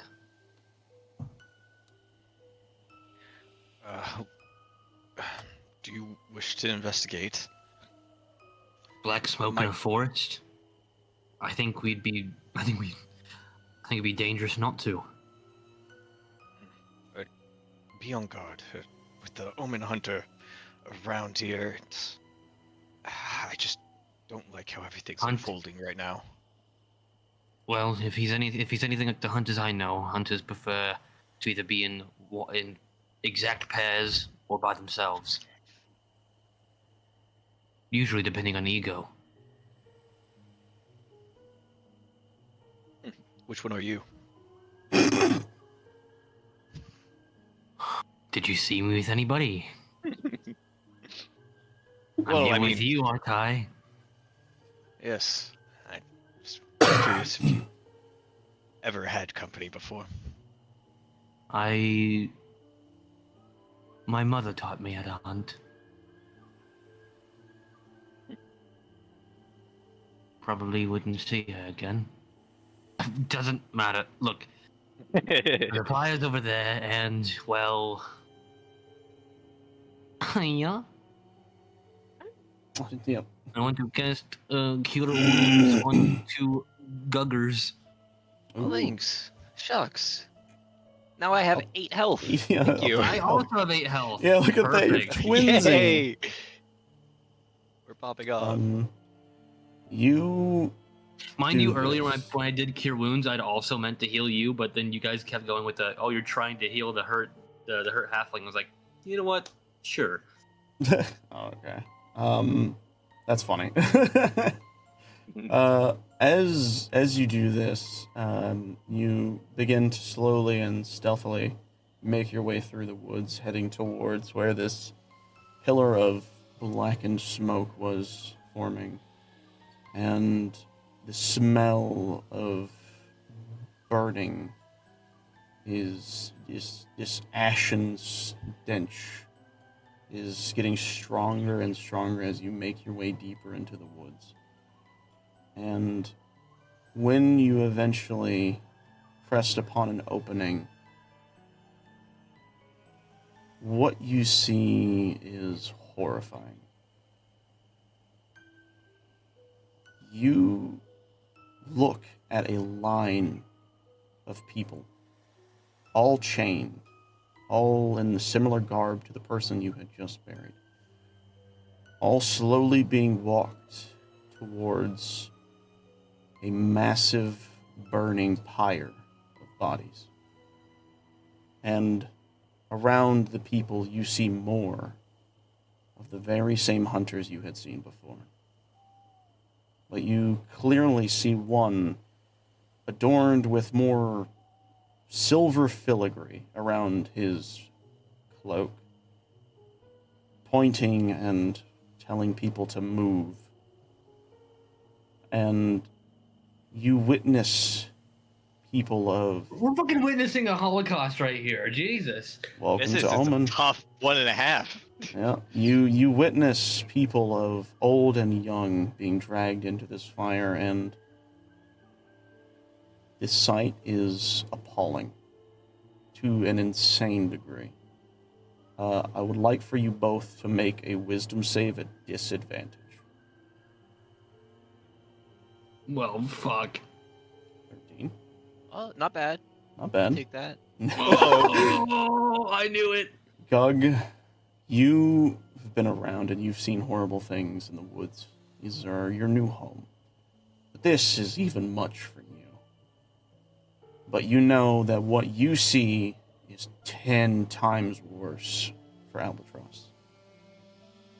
It is made apparent immediately, as when you turn around to look for Albatross, he is gone, quickly pacing his way back from whence he came. What do you do? Fuck. Can't get off screen. Sorry. Okay. I'm gonna like chase after him. Like chase, I mean like still quiet footsteps, Yeah. but I'm gonna try my best to keep up with him and like give like a whisper after him, like Albatross, Albatross. Wait. Can I plug in here? Yep. So when you get up to him, he's covering his mouth. It's almost like he's hunched over, almost as if he's about to be sick. But when he when you whisper to him, he looks back at you. You see that his eyes are. You've seen like when you first met him, his eyes were vibrantly, almost glowing red. And then as you started to relax, and as you started to get to know them, they dimmed a lot. They're back to being full bright red. Albatross, are you all right? I can smell them. The blood. It's just so much. It's very potent, even from the distance you are now. Burning blood, burning skin and flesh and bone. His breath is heavy, almost as if he's like in our world having an asthma attack. But he's like, it's like it's a lot of stress that he's obviously going through, and not to play a DM role, but you could relate this to when you are hunger. Speaking of that, let's look at something interesting.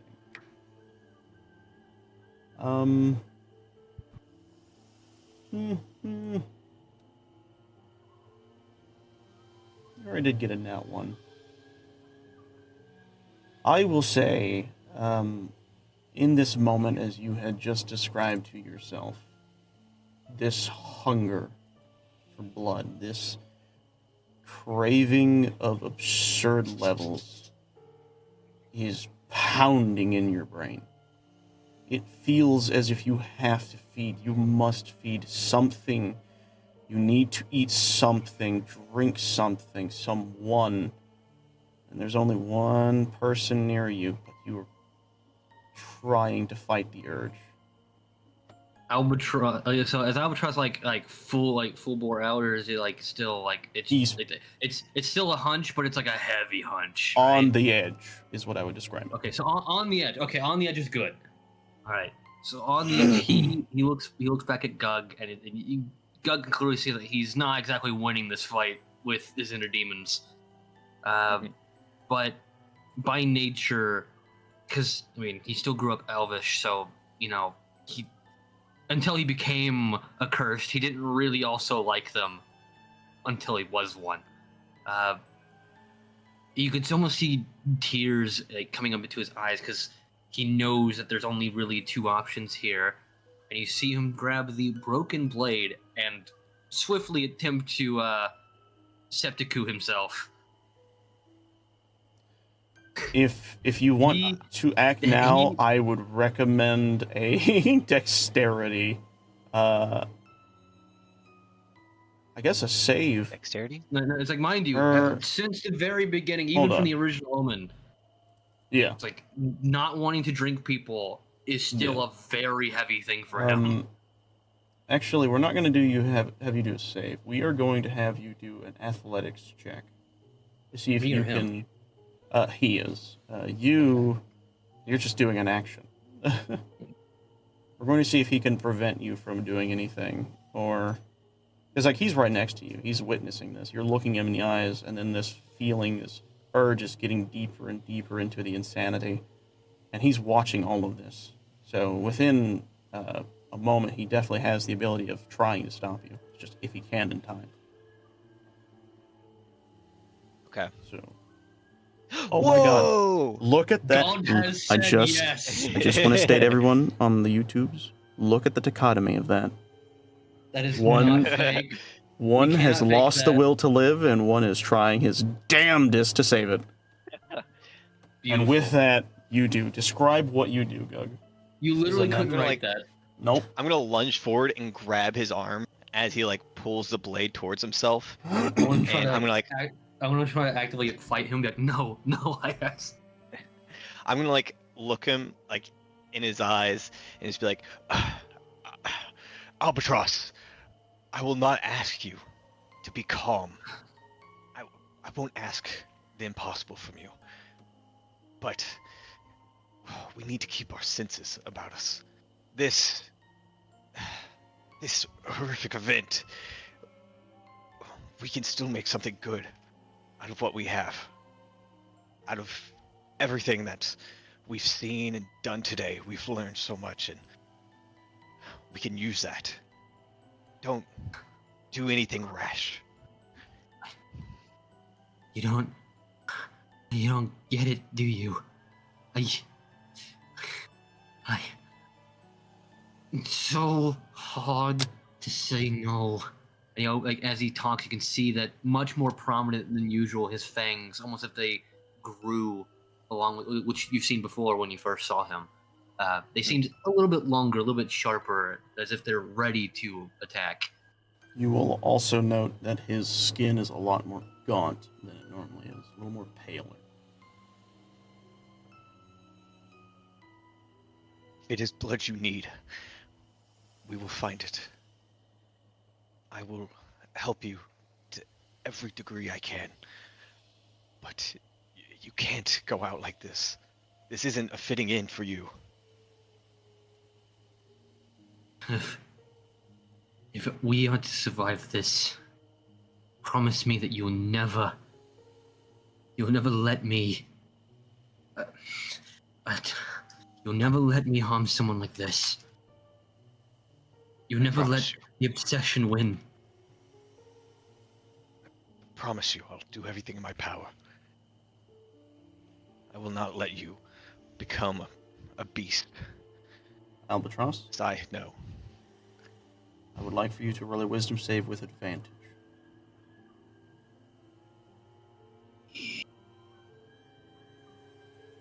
Yay!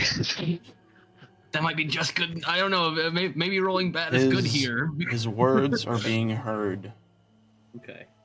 but the hunger is deep. Oh, the hunger's still there. No, definitely. He looks up at Gug. Can you trust me?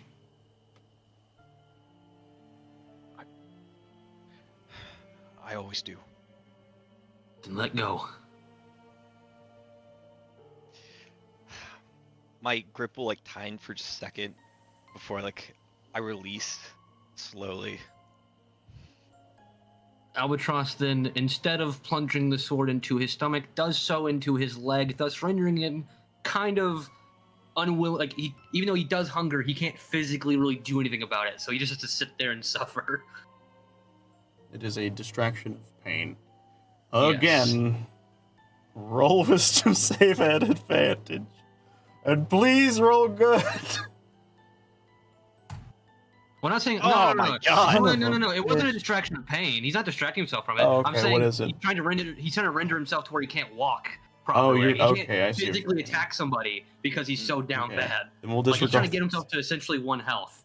Also, Like- why could you never roll wisdoms? Well, I don't know. I do not you know. suck at that shit so bad. No, literally every time you ask, I'm like, oh god. It's Dude, it's kind of. only wisdom. It's only wisdom. Yeah.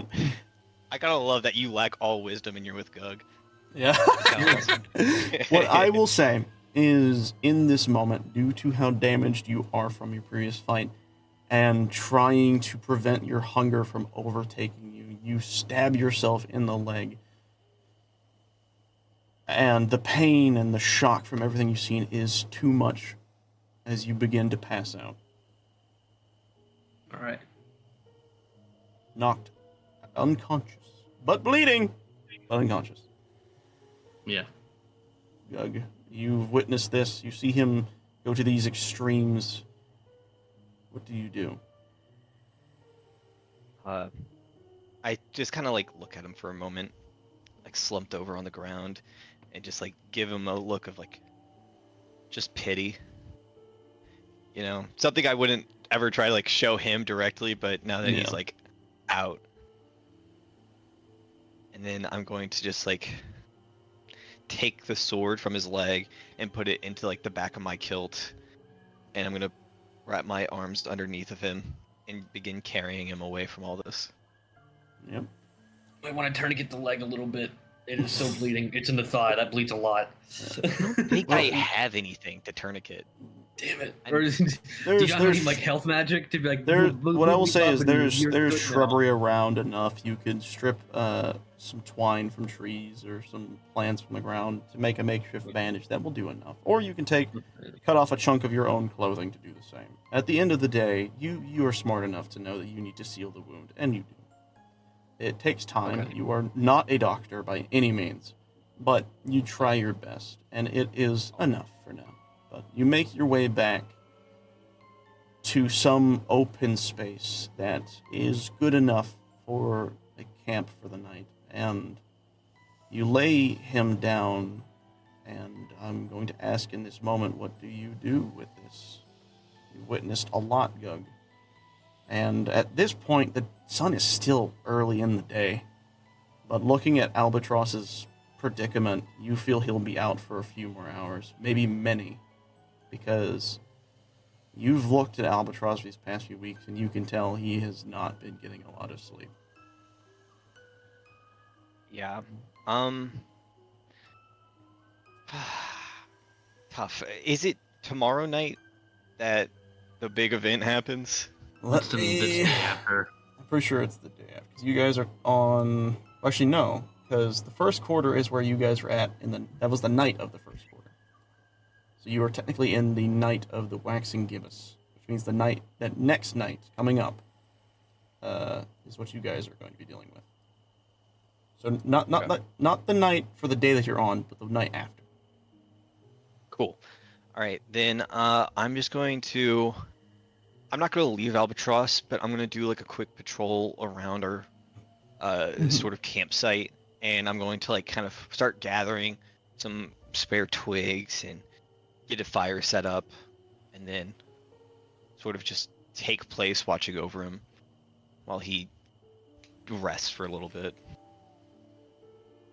Do you do any form of hunting for food? I don't want to leave him. If there's something like nearby that I can see, I will, but... Yeah. What I will say is not a lot of creatures come by the areas you guys have traveled, especially due to the booming explosion that had occurred not too far back. It would seem most of the wildlife, the general wildlife, has scattered. If you were to look for something, you would have to definitely try a little harder. But with your worry of Albatross and your patience, you feel that you could probably hold on long enough for him to wake up. Though you definitely are starving. Your metabolism Hungry. is a lot more intense than most people. You skip breakfast after all. I took one bite out of the boar. Oh, that's right. You're right. You did take a bite. I chewed it while I walked. Yeah, he Wait. walked up to the shot against the Omen Hunter, like chewing. He's like, what's going on, guys? But in this moment, you are sitting there resting next to Albatross, and hours go by. I would say about, honestly, just to make everyone have a happy time, a long rest's worth of hours go by.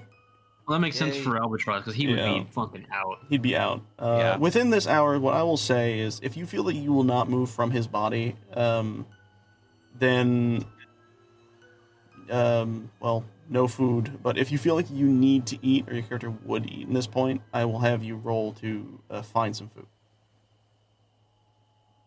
When he's unconscious? While Albatross is unconscious. No, I'll fight off like the Yep. hunger and stuff. All right, and that you do. Let me check, because I know we have a stipulation for your hunger. I just don't remember how goofy It's it is somewhere. in comparison. Let's see.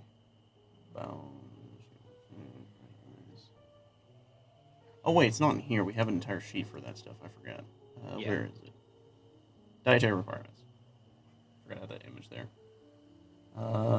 Once per week, 8 days, the werewolf vampire mind flayer must eat a meal's worth of their preferred food types. If they do not,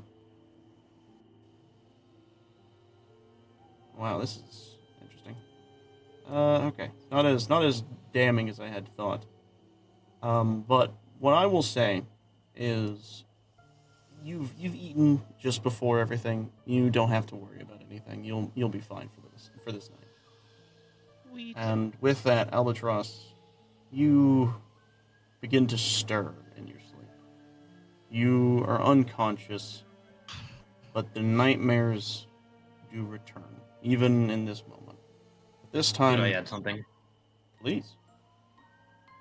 So in his sleep of his very not really, I guess restless is kind of the word for it, but his intense sleep, since Gug is sitting so close to him, he can tell that Albatross is mumbling something, but can't really make out of it. The only thing he could really make out is that there is a character in this quote story that is being mumbled, and he calls her Shy. Oh, There you go. yes. Shivani. It's short. It's a Yeah. shorthand version. You dream, and in this dream, as you said, you mumble these names, and this mumbling turns into quicker talking. This constant this constant repetition of no, please, no, I didn't do anything, and this shock of fear jolts you out of your sleep as the last thing you remember seeing in your dream is the twisted face of the Eladrin, the summer Eladrin that had officially banished you from your kingdom. And you awake in a quickened pace. Even though you do not breathe, your chest rises and shrinks very rapidly. No, he can breathe. He just has no need to. So now, because he's having these flashbacks, he probably would be, Yeah. like we said earlier, that he was heaving. Yeah, that's right. But yes, you wake up in this panic, and Gug is sitting right next to you. He like the fucking Undertaker. He fucking he just sits up because he has great abs. No, but he sits up and he looks around very rapidly, even seeing the Gug is there pretty quickly. But that's not really, that's a small comfort. He's looking around aimlessly to make sure that, he recognizes something where they are, and evidently, besides the woods, he really doesn't. He doesn't know if that's a calm or not. Can't really tell yet.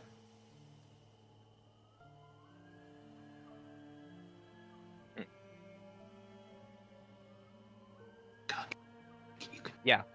I guess I'm gonna look over at Albatross while he's quickly turning and such. Be like, good morning. It's morning. Yes.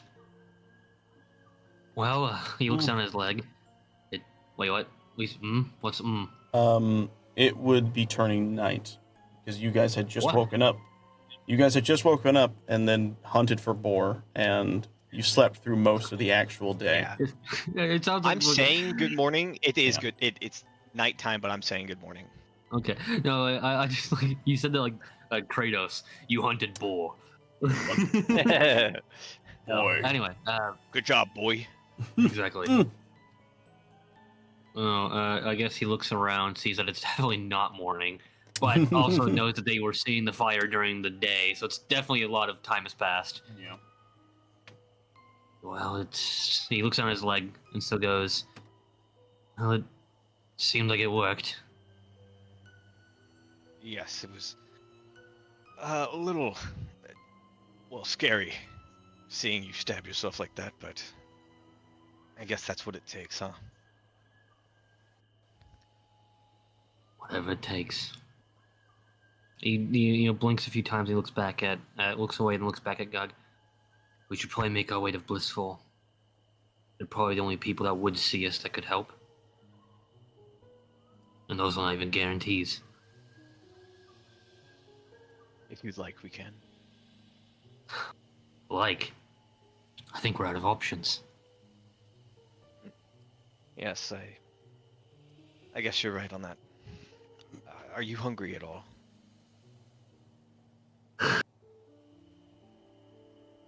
Even if I were, I don't think I could right now. I guess that's good. You then audibly hear coming from Gug. Well, I would say I would hunt for you, but I'm not sure how much of a choice I have unless you would wish to carry me. If you could just watch over the camp, I will scout out some game. Very well. And Albatross like drags himself over towards a tree to like lean up against. Alright, 'Cause he may I'll not be be able to back soon. stand. He may not be able to stand, but he can still shoot archery. Yep. Yeah. Just have a arrow knock the whole time I'm gone. That's pretty much what he would do. This looks like a stationary turret. Just He Pretty much rotates. exactly that. Yeah, he just rotates.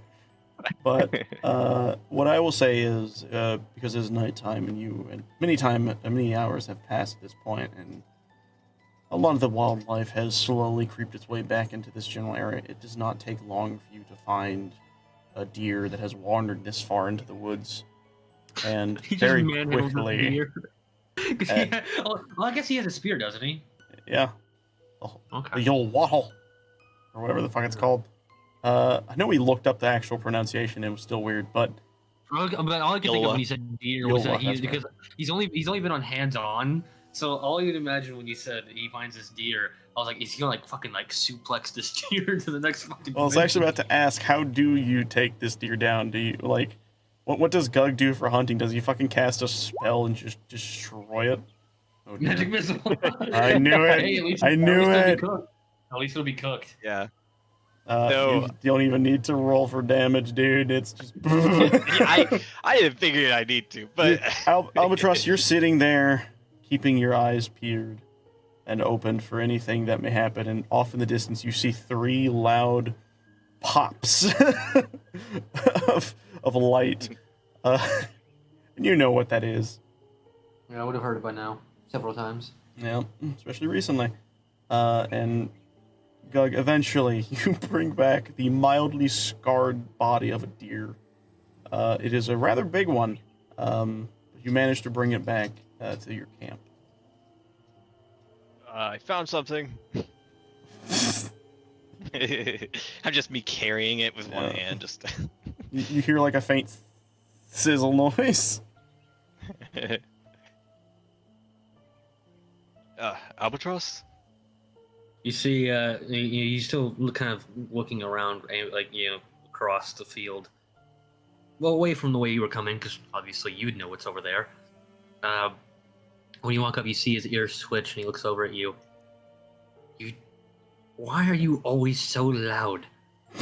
Surprised you caught anything. Well, it's quicker this way. Right. Well, I would say don't waste any of that, but I've met you. If you would like, I could try draining it. If you want any of the blood. Well, I guess if he's already dead, then in my culture, they'd say not to waste anything. Creature gave its life to you. Fine. Let's do it. Right. I'm going to take a little bit of rope and tie the hind legs of the creature up to a tree. Yeah. And then I'm going to just like, I guess the best way is just drag my dagger like down its like neck or something. I don't know. Yeah, and Some like, funneled way of bloody, like yeah. getting the blood out. Albatross is just lying under with his mouth open. Like, That's what I thought we were doing. I was like, okay, I guess fuck it, sure. I was would wondering if you had a imagine. bowl. I was gonna say I would imagine Gug to at least carry on like a cup or something, like a solid mug or whatever. Would you happen to have one of those? Like, I would imagine by he'd chance, would have either of us have something. that? Okay, so here something to note. Gug doesn't solely live in the forest. He has himself I have a traveled. mess kit. You have a what? Yeah, there you go. Mess kit. What is Food that? kit. Oh, okay. But yeah, well, Yeah. I guess this helps the explanation. Yeah, he's traveled to the towns nearby. He had to have in order to get into this forest. So he probably picked up some stuff along the way. It's not Okay. uncommon for that to happen for travelers. Yeah, he has like one ceramic bowl. Yeah. Or one It wooden has like bowl, that, probably. it has that classic like spaghetti stains. Well, you now just it's never get out. really, Now it's really gonna have him. Yeah. But yes, easily enough. You drain. It very quickly fills the bowl up. I will say. Oh yeah, if you've ever drained a deer, all of it, a lot of it comes out at once. I like to imagine you're pouring it and then it fills the bowl and you're like, oh, and you start like moving the bowl around trying to catch as much as you can. Drink this fast. Hurry! Please, Albatross, drink! But yes, you managed to pour him a very full bowl of deer blood plasma. That is not really the same thing, but nice.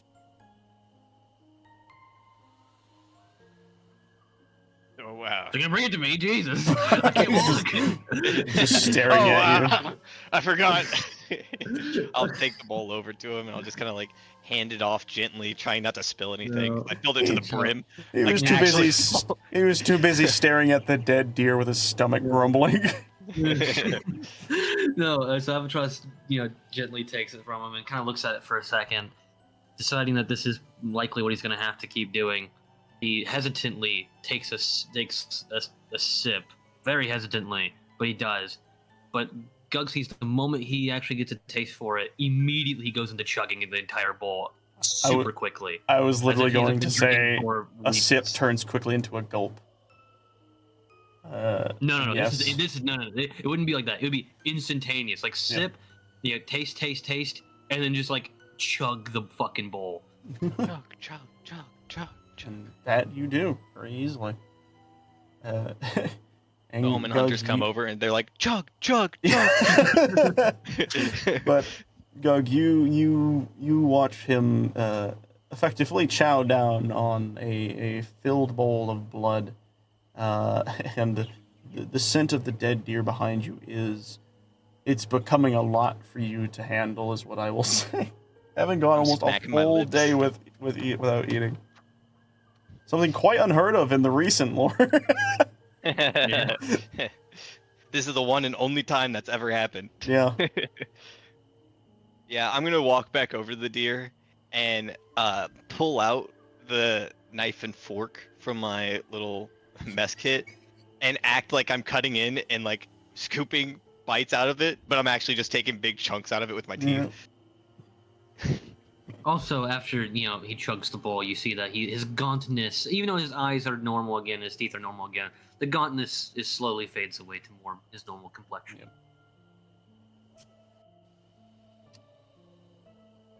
With you all slowly filling your bellies with your preferred food, with night fully here, I will ask. I don't really have to ask because I assume what's going to happen is Albatross will take the shift due to how he normally works. But I will ask just out of curiosity. Incorrect. That's why I said I will ask anyways. Albatross is gonna stop him. I don't think we should wait too long. We don't. I'm not a medic or what would the elves call their medics? Would they have a name for that? Probably healer. I'm not a healer, so it's best if we get moving. We're creatures of the night anyway. We should be fine. Yes, I suppose we can do that. Shouldn't be a problem. And I'm like wiping like the tiredness from my eyes. Like, oh yeah, shouldn't be a problem. You just see his goggles like blinking and dimming more.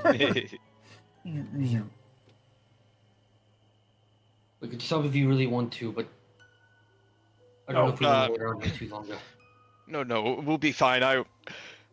I'll make it through the day. The night.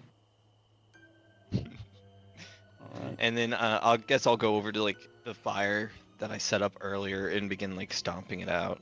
Yep. No grabbing ashes this time. You didn't throw any food there. Unless. No.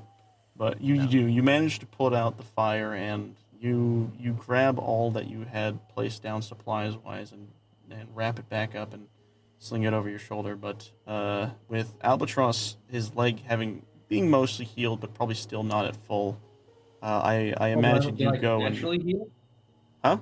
Because he fucking stabbed him too. He stabbed himself in the leg with a broken sword. Like, that's a pretty hefty blow. I know. That's why I'm saying you're not Good. full. You again, you are well, one fantasy world, but two, you are part True. vampire. Your healing is a little better than most, especially with the added bonus of how we know your like drinking blood works. I Fair enough. I forgot to mention. I'm gonna do something now. I'm gonna like walk up to Albatross before like we finish, move on from Oh, camp, no. and like reach into like the back of my kilt and like hand back his sword. Like, I forgot to hand this back to you, by the way.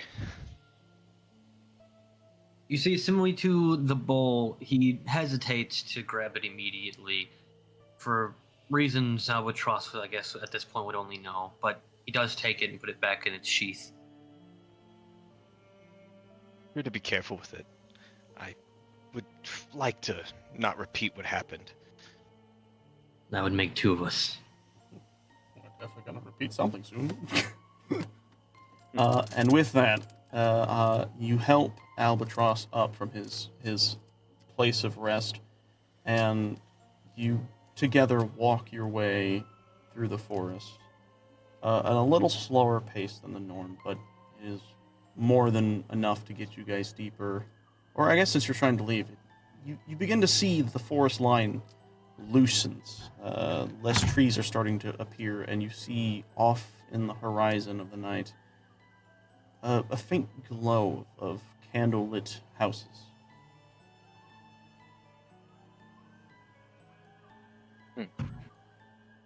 Oh.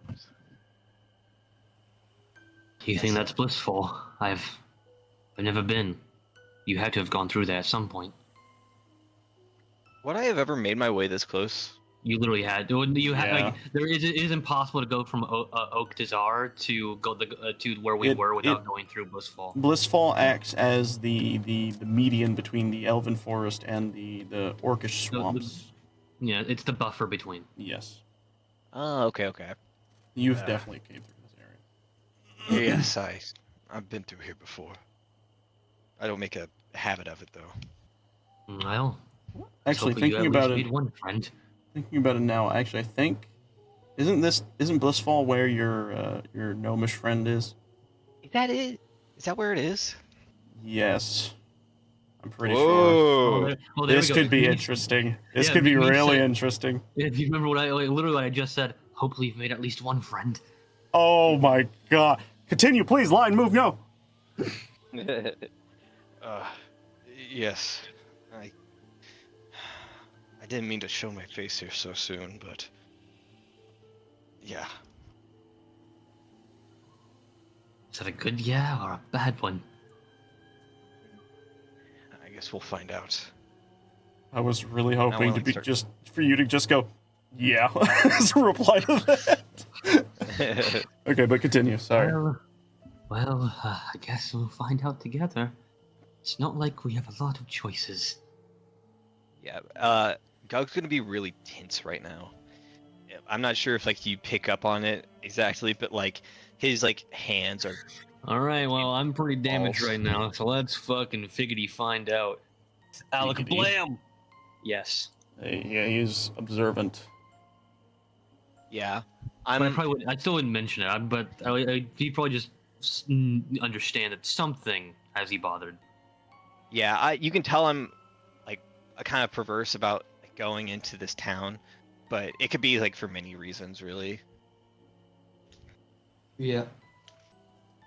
And managing to travel into town, you do. And we do not as- have a map for Blissfall. I do not know. So what I will do is I will then just show us the normal world map instead. Let's see here. This one, there it is. Let's change music, shall we? Yay! Because we are out of the forest now. And we are going into a town, because I actually have a town travel music set up. Let me click it, please. There we go. So, Dang, this is crazy. it's actually been Fucking a hell of a fire ring. one-shot. This has been fun. But yeah, no, you guys managed to travel really fucking far. Over the span of a little while, like, Yeah. we're skipping a few days here and there. Well, Wow. couldn't. No. No, What well, I, This would, is my this is thing. I would imagine you guys would have already been nearby the town, but not like fully deep into it.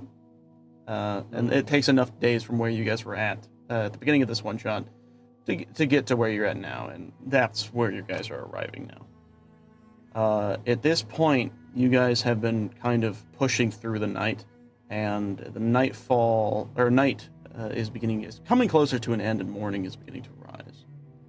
And as you get to the town, you slinkishly kind of traverse the areas, unless you all want to describe how you get through the town.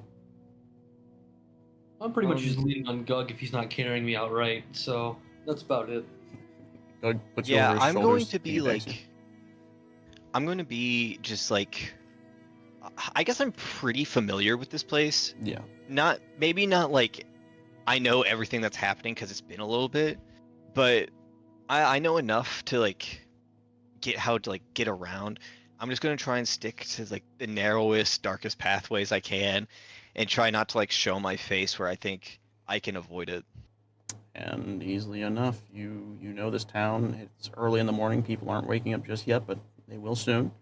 And you slink around the town, and you start heading towards the further outskirts, kind of more towards the docks area.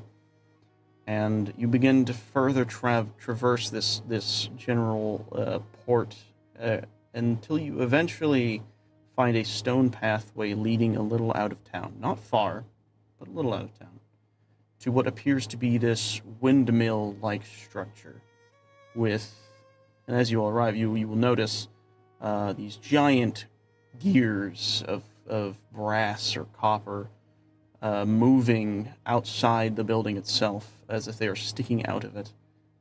You will see that the windmill itself the blade is spinning, but the paneling it is made out of is a lot more, not really raggedy, but makeshift, but a little fancier than what you would expect out of this kind of town. And you see this gray smoke or steam billowing out from the roof as some of the pipes let out this excess from whatever is happening on the inside. And you hear, as you near the door, the faint sound of clanging. And I will ask, as you guys near the building itself, what do you do?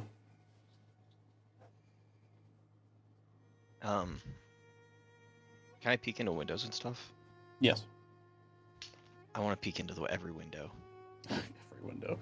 You peek in, and you see, much like you are used to, a blur of movement of a small figure darting around the room, adjusting, pulling levers, and running to a table to look at something, tapping it very feverishly fast, and then running up this ladder, the spiral staircase, and then you see him tinkering with some stuff, and you see this figure darting around the room, just absolutely going wild. And it seems, just from what you can tell, it seems like he is up to his usual hyper-focused work when it comes to the type of work that he does.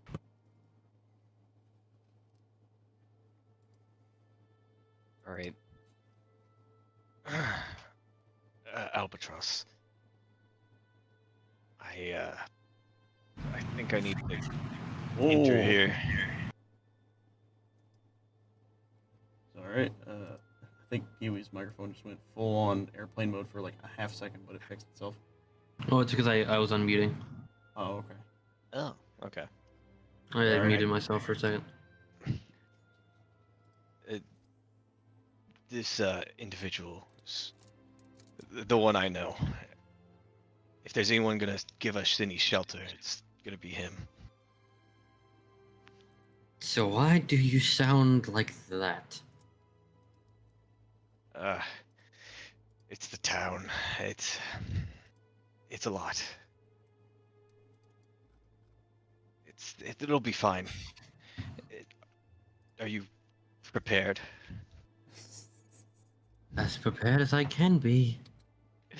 Alright, I'm gonna walk us to the front door and enter. and that you do. And as you you dart your way around. Shit. By the way, I just a little peek behind the curtain. I forgot to make a token for this character, so I just speed ran a token real fast. Or not a token, a character sheet. But I'm trying to remember his name, and I cannot. It's here. I literally just copied it. So I'll send it to you so you can have it prepared for what I imagine you are about to do. There you are, you shim-shammy. It's very, very cartoony.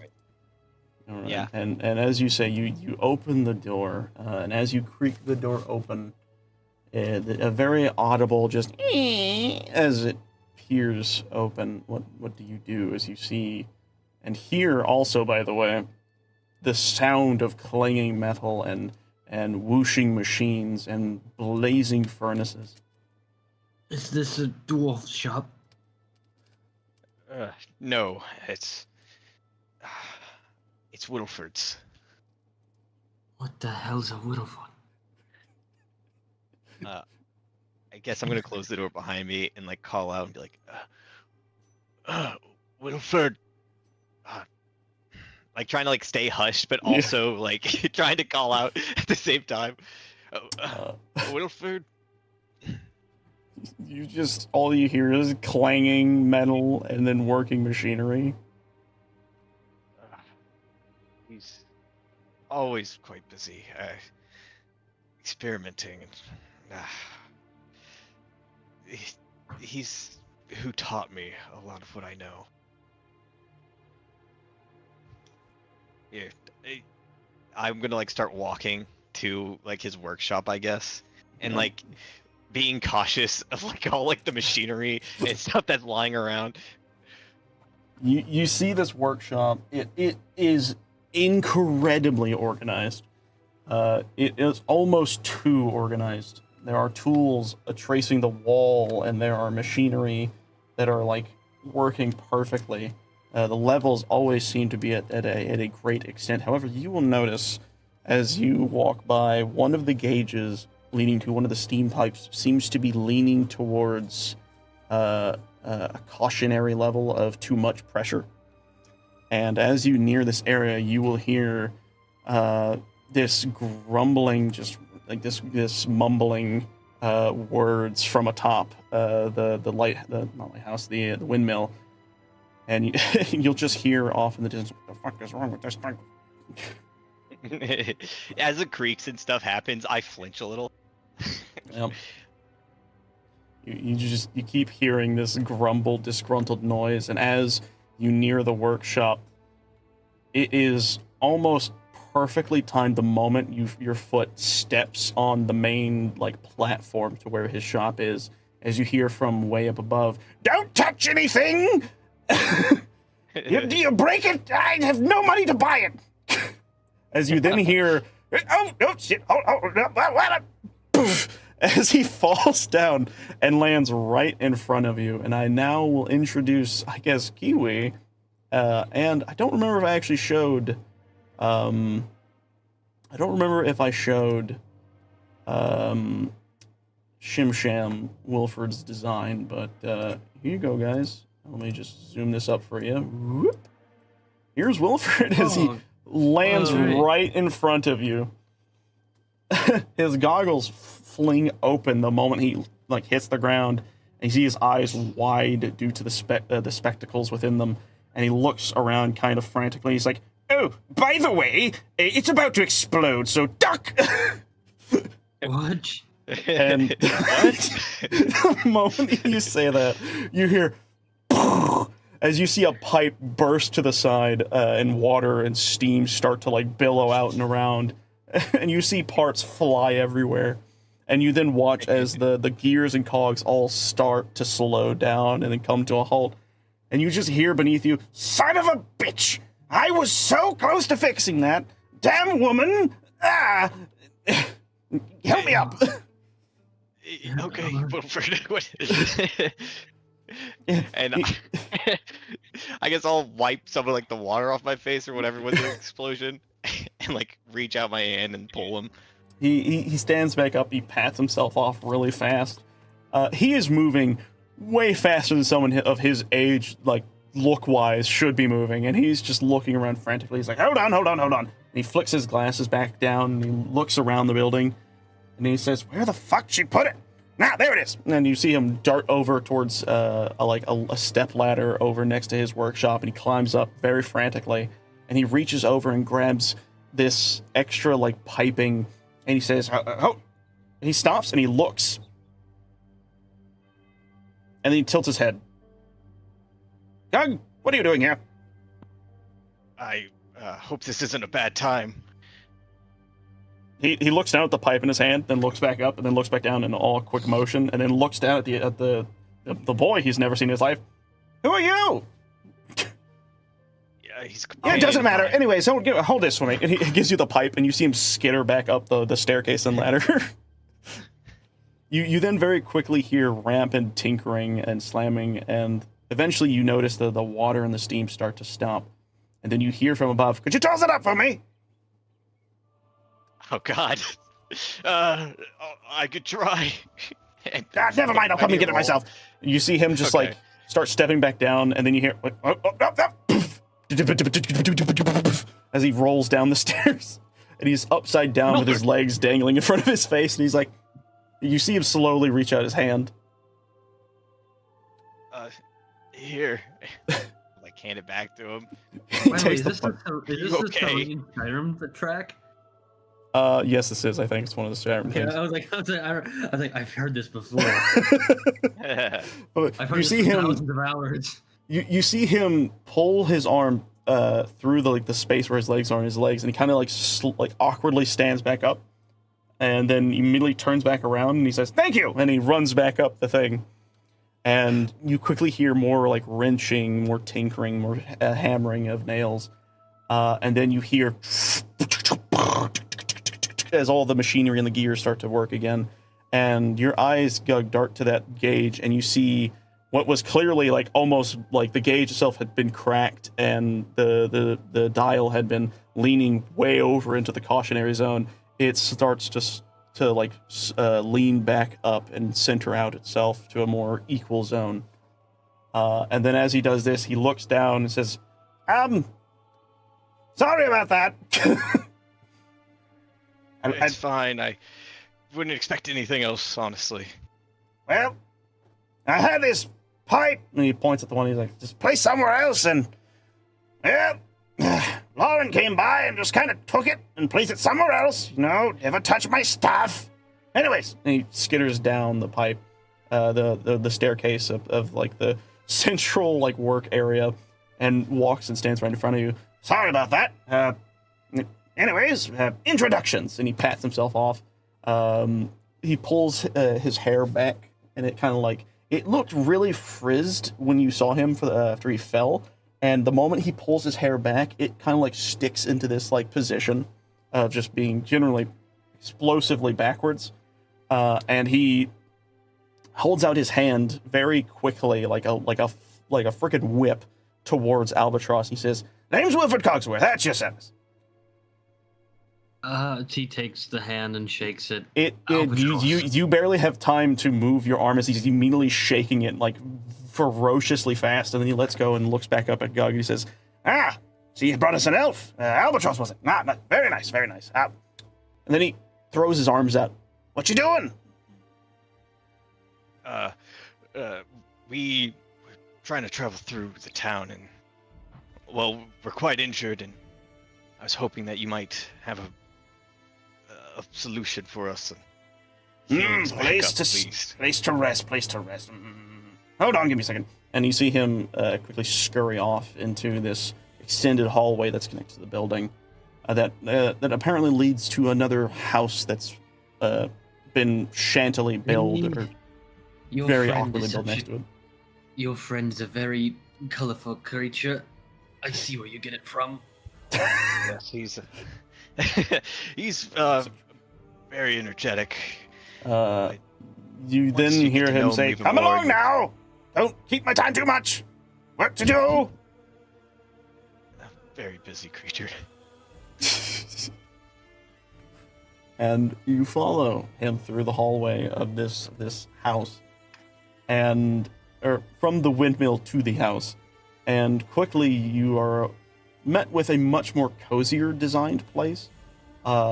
He looks like he is very, very organized. Everything is spotless. Everything is just absurdly clean. I'm gonna turn this music down a little bit. And as you look around, he is already heading up another flight of stairs, and you see his hand kind of gesture to follow as he keeps walking up the stairs. And do you, or do you look around? Me or Doug, or both. Both. Sure. I guess, yeah. Just like what? Just Albatross is just like you know, like in Interstellar when everything's like whipping right past him. It's like Yeah. that. He's He just has like, no whoa. conception of what is going on here, but it's like okay. Then you quickly make your way up the next flight of stairs in this house onto the second floor, where you are met with a small hallway that splits into multiple rooms, and he is quickly standing he's standing in front of one of the back doors, and he's kind of tapping his foot, looking down and looking back up. He's there you are. What took you so long? Anyways, these will be your rooms. And he points to his right and his to the left. The door both open. He's like, I'm gonna warn you though, they're a little bit more my size. You know, I have friends and all that come over that are me. But anyways, these should do you fine, I'm sure. If you want food, I'll have food cooked for you. And I can't be wrong to my guests. But anyways, I'll be right back. And you see him skitter between Gug's legs and then out back down the stairs. And you now have a moment of silence, which is just you two. He's a kind man, and he's not so reckless. Kind is a word for it. He helped me out a lot after I've got cursed. As you all are talking about this, you quickly hear pitter-patter coming from behind you, and he says, oh, by the way, this is for you. And Albatross, you feel a striking pain, or piercing pain, enter into your leg, and then immediately pull out as you've now been stuck with a syringe. And he says, you'll feel better in like a few seconds. And the moment he does this, you feel as if your leg has just, like, super quickly mended itself. And he runs back down and says, you're welcome! Runs back downstairs. Thank you, Wilford. I'll shout out for Albatross. I don't understand what just happened. You will know, you feel really good. Oh, I do feel actually quite nice. What did you stick me with? He's very kind. It's very kind.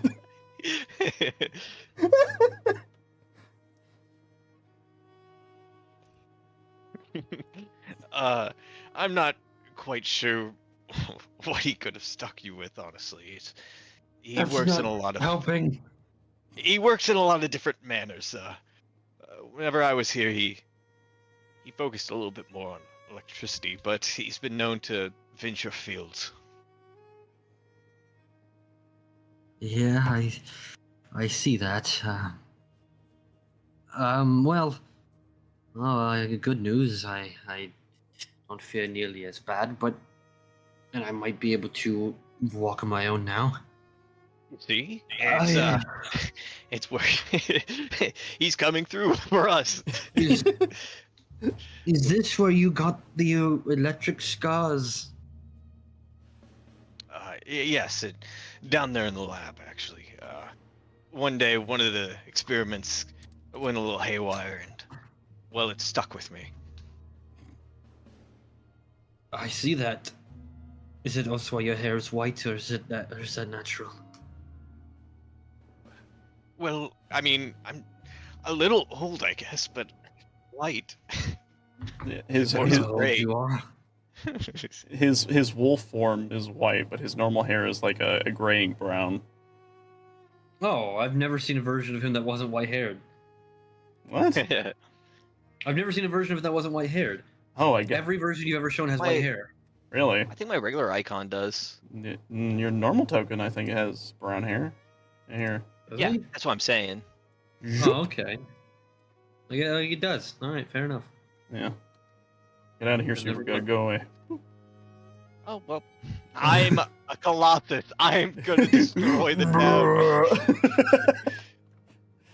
But you now are within the hallway of and in front of two open doors that lead to two different bedrooms.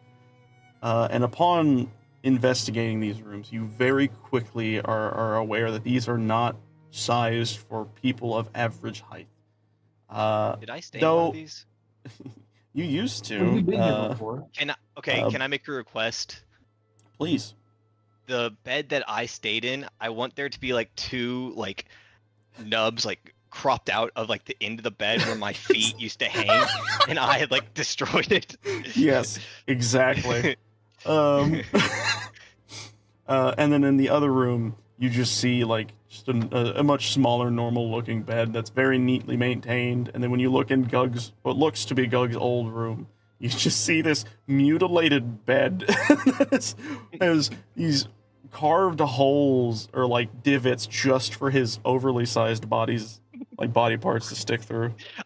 I flopped down in the bed like backwards, and my legs just hang perfectly there. I'm like, like home. It's nice to see you haven't changed. This bed's the most comfortable one I've had. Well, after you get over the length part. That was kind of upsetting, but it's The all used length part. to. Right.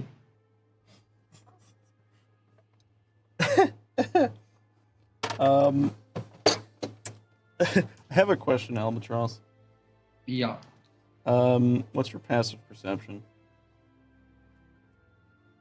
12, you already asked. Oh, that's right, I forgot. As you are standing there, you are suddenly jolted as you hear directly behind you, so you like the rooms? Oh, you gotta put a fucking bell on you. That's what Laura said. Anyway, I'm gonna head to bed. I'm gonna shut off all the lights in the house. Food's ready, and he holds out 2 plates. Well, where did they even come from? You put those in your prison pocket. Thank you, Wilford. He's just smiling, Always so staring at you. quick. Okay. Elras slowly takes the plate and looks at it like he doesn't even know what, what is it? It is like grandparents' breakfast, you know? Oh, okay, that's not bad. That's actually pretty good. Yeah. But you can very clearly tell that everything is obscenely perfectly organized on your plate. Like nothing is Oh, touching. Oh, this is quite nice, actually. Yeah, it should be. Made it myself. Yeah. Anyways, When did Lights you have out. time to make this? you see him okay. dart down the stairs, and immediately you hear a slam of a button, and just the lights in the room just power down. I have perfect dark vision, so I'm fine. Yep. I think both of you have dark vision, so you guys are just kind of like... on one hand, you see bright red glowing eyes. On the other, you see bright blue glowing eyes. Well, I finally understand why it's kind of creepy. I guess it's fair to say me and him have like about the same goggles. Yes, they're 'Cause it'd very be him similar. that I got mine from, anyways. Yeah. Well, I rested recently, so you go ahead and take first shift. First sleep, well, you get it. You understand. We can both rest here. Wilford's a very trustworthy man. Are you sure he's not going to electrocute us in our sleep or do some weird experiments? No, Wilford. He would only do that once a month, if any. I would not worry about that. Once a month? Think about How it. long have you not been here? Once every 30 days isn't that bad. Yes, but how long has it been that you've been here? I guess a couple years. We're Something like due that. for like 14 experiments. You're too much of a worry word sometimes, Albatross. Wilford's good I'm company. not- He's very I'm- kind. I'm not a big fan of scientists. They irk me. I'm sure he'll grow on Reference a bit. Yeah. you. Fine, I'll sit here. I like looks around the room for anywhere to like accurately sit. That isn't the bed. There is like a really small like rocking chair. There is a chair wise, that's probably about it. But you do notice there's like a little bookcase with some books that are a little smaller in design, but that's very clearly just how he has things for his own personal use. You can also note that every book on the shelf is very clearly organized by like alphabetical, and all, yeah. I got it. So Albatross sits down next to the bookcase, takes out a book, and just kind of flipped it open. And he looks at the Gug. You didn't read much while you were here, did you? Well, a lot of times it was hard to read only knowing Orcish. It took a while for me to learn the languages. Right. And he holds up the book. And Gnomish closes it back up, puts it back on the shelf.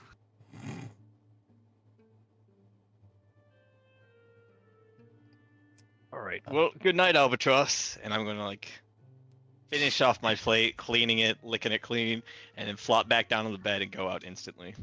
Yeah. And that you do. It is insanely early in the morning. It's like 6 p.m. or 6 a.m. Sorry.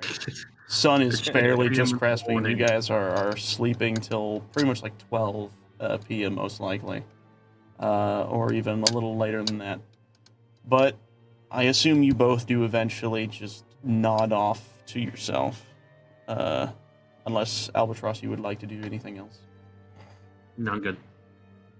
Then I will ask: do you, at all, any point through the amount of sleep you'll be getting, do you ever like doze off? He just had an 8-hour sleep, which is much more than he even needs for basic stuff. So probably not. All right. Then you very clearly hear as you are sitting in your room the sound of machines whirring again, and you see the lights in the house begin to flicker back on, which is very impressive to you because you have not seen technology like this ever, actually. A lot of the Elven Kingdom use very natural means of just anything, really. Yeah. So this is entirely new. This is as alien could be for you.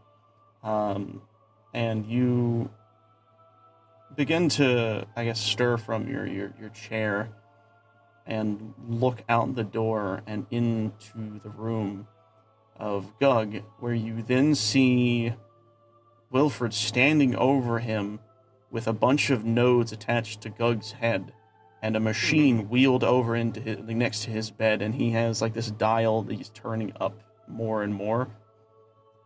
What do you do? I sit up. What are you doing? He sticks his hand down there and then he goes, shush, shush. Hold on. You see his machine start to smoke, and he looks over and he bashes it on the top, and then it just turns off. He's like, damn it! You ruined it! He turns back and he's like, you ruined it! Damn it! I'll try another time. Anyways, no, don't mind. He takes the stuff off his head, and then he smacks Gug in the face, says, wake up! What's happening? I was just testing your voltage, making sure you weren't going haywire like you used to. Yeah, it seems like you've actually managed to master your little predicament. Thank you. I'd like blush a little. He turns back towards to Albatross. He says, did you know this man used to explode violently? Shocking experience, I know. And he walks down out the room. Okay. Well, at least I'm doing all right. Isn't that good news, Albatross? Yeah. I like that this whole experience is just whiplash for Albatross. It's 'cause it's just a lot. You hear from down the stairs as he wheels this machine, as it very clearly clunks all the way down. You hear, "Oh, by the way, breakfast is ready." Right. Shall we, Albatross? Okay. Come on. There's no need to wait. And I'll start like ushering Albatross. See, Okay. I'm enjoying this whiplash experience because I can't wait for this to happen to the other two. And your character be like, Yeah. "Oh, you guys are gonna love him." But yes, you very we really make your way down the stairs, where you are met with, as much like before, a very well prepped table, with food that is as OCD as possible. Everything is not touching. Everything is perfectly shaped, and you see him sitting down at the table. He's kind of like looking down at his wrist, where he has this weird, like obnoxiously large device on his wrist, and he's tapping his foot, and he looks up. He says, "Ah, there you are. Come, have a seat." Thank you, Wilford. And I'll pull up a chair, and I'll pull out Albatrosses as I walk by too. Like, come on, Albatross. Okay. "No, don't be shy. I'm very nice." And you see him smile, very like creepily, but that's just how he looks, unfortunately. Okay, yes. The moment you sit down and you place your arms like next to your like But on also, the like, it's kind of like what you're getting at before with the whole like electricity and stuff. That's like the elves are so like calm and slow in nature. this is like, so bipolar to everything. Fine. Like everything he always knows is fine and slow. Like, oh, because like they lived for thousands of years, so like now they need to go fast. Like sculptures happen over time. You know, new buildings come up. Like it lasts a while. It's like, oh, it's calm. It's easy. You learn to the process. And then there's this, which is like 58,000 things per minute. He's like, oh. Yep.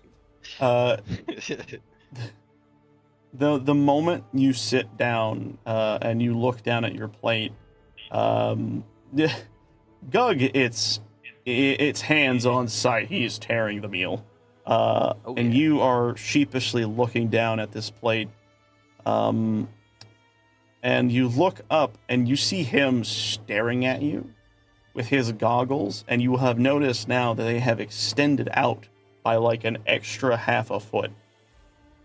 And you see them like bend and then look up and then look around and look directly at you. And then when they meet dead center with your eyes, they shrink back into his monocles or into his goggle thing. And he looks over to Gug and he leans like, "Hey, Gug. Hey. No. Yes. Wilford. Did you know your friend is dead?"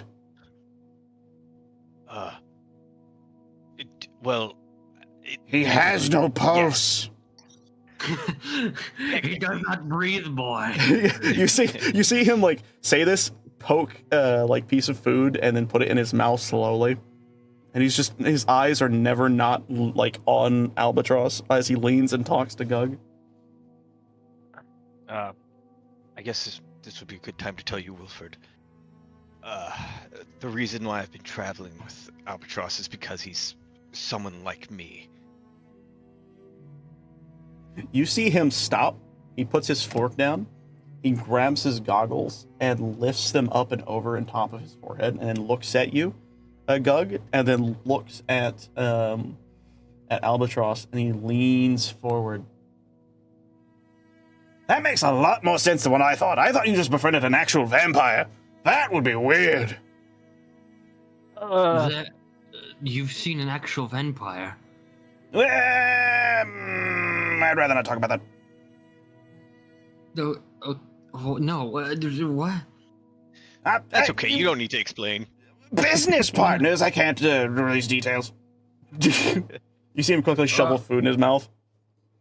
I can't talk. My mother's fault.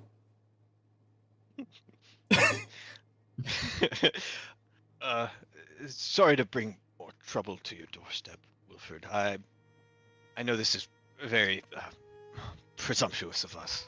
You then immediately see him start hacking and coughing.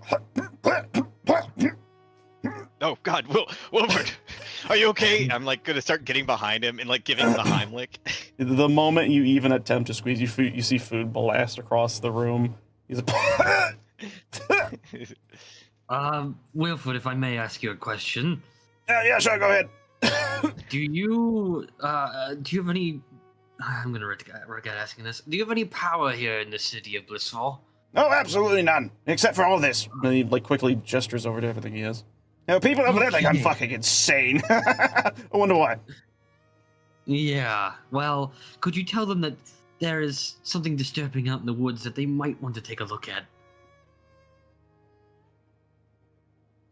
For the first time, you see him go quiet, and his Advent shaking stops, and then he slowly turns his head towards Gug, and he says one word. Cloak? Did you say hello? No, he says cloak. Yes. You see him like sigh deeply. There was an awful sight in those woods. I don't care. I am not one to talk too much about that. It's very depressing, and I don't really like to be depressed. Been through that myself, not very fun. But It's not about your depression. It's more about those people. I was getting to that. Thank you for interrupting me. Anyways, what I was going to say is that is what we call here in the town, is we here in Blissful prefer to ignore things that we don't want to get a part of. It's a very important thing for existence here. But I can't help it, I'm a bit nosy. From what I can tell, it's called a culling. A group of, cloaked, you see him say very, like, sheepishly, we'll gather around, a pyre, and we'll start dumping, he gestures to the both of you. Your kind. Attempting to purge you, as one would say, for their holy reasons. And I don't believe none of that nonsense. Psh, gods, unbelievable. Anyways, I believe hard facts and science. And he looks at you and Gug and he says, except that, I don't know what that is. But anyways, here's the deal. Don't say anything about what you saw to anyone, because you will die. Capiche? You're telling me no one's doing Capiche. anything like this?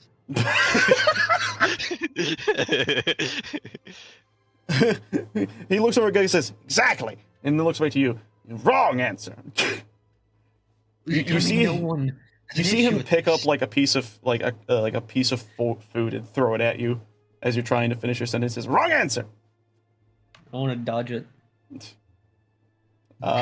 Dexterity save, I guess. I'm saying like no, I'm naturally super athletic, so I should be able to do it. Oh, an advantage. How about that? Well, Oh, you know what? I'll be fair. I'll be. that's crazy. That is crazy, but no, that's funny. You are about to rebuttal when suddenly like a piece of like tater tot smacks you in the head, and he says, "Wrong answer." I want to like lean over to Albatross and be like, "It's Wilfred's way. He is very frantic, but his way of life is this." Science is all that you need to survive in this world, and I've made sure that I have any and all of that I need. But anything outside of that is a danger to everyone's existence, including this town. So the reason I said wrong answer is because it was the wrong fucking answer. Or maybe you're not as good of a person as I've been led to believe.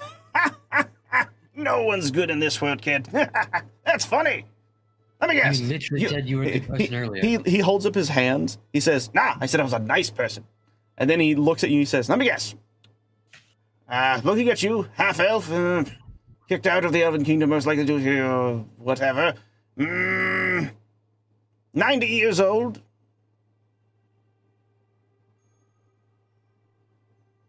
He's just pointing. Was that all your guesses? I'm just getting an age view to understand how, well, I'm a little points at younger his than head. that, but yes. You're so young. me? Look at you, so young. Yes. Anyways, you were raised by the elves to believe that people are nice and friendly. But that's not how the world is outside of that thing.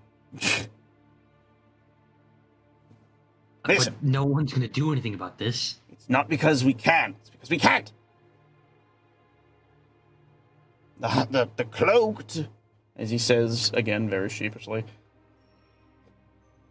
they are everywhere.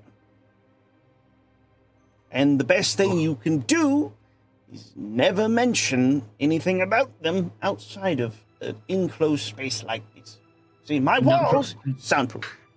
Probably seeing that, it's, well, me personally, I know it's gonna be a bad thing, but Albatross doesn't. So he looks between Gug for a second, and he looks back. Well, it couldn't be that bad. We already killed one. I like to imagine he was taking a sip of a drink, and the moment you said that, he looks at you and goes, "What?" He looks over at Gug immediately. Well, I guess we did.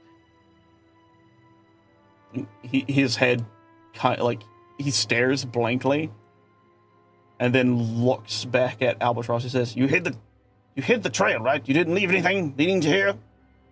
Actually, he hit it himself. One of those. Hold on a second. And you see him get off his chair and skitter off into a room. And you hear, unlocking of locks, and then sound of something scraping, and then, that was close. And he skitters back into the room, sits back up on his desk, and you see him pull out this giant glass tube, tube, and he places it in front, and hanging in the middle is a very similar looking crystalline crystal that you very quickly recognize. This, he points at it.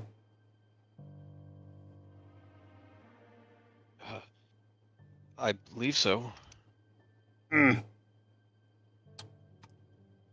Is that something? Is that something that we should worry about? Well, they're kind of really good at hunting people down. But he looks at the both of you. You at least, didn't leave a trail, right? I'm a pretty stout hunter, and he did blow everything up, so not likely. No relations, that's good. So here's the deal. Not everyone who comes here is very good in heart, but some people come here to learn many different things, or to take the knowledge of others. You see this crystal here? This was once my creation. And he kind of sinks into his chair as he says it.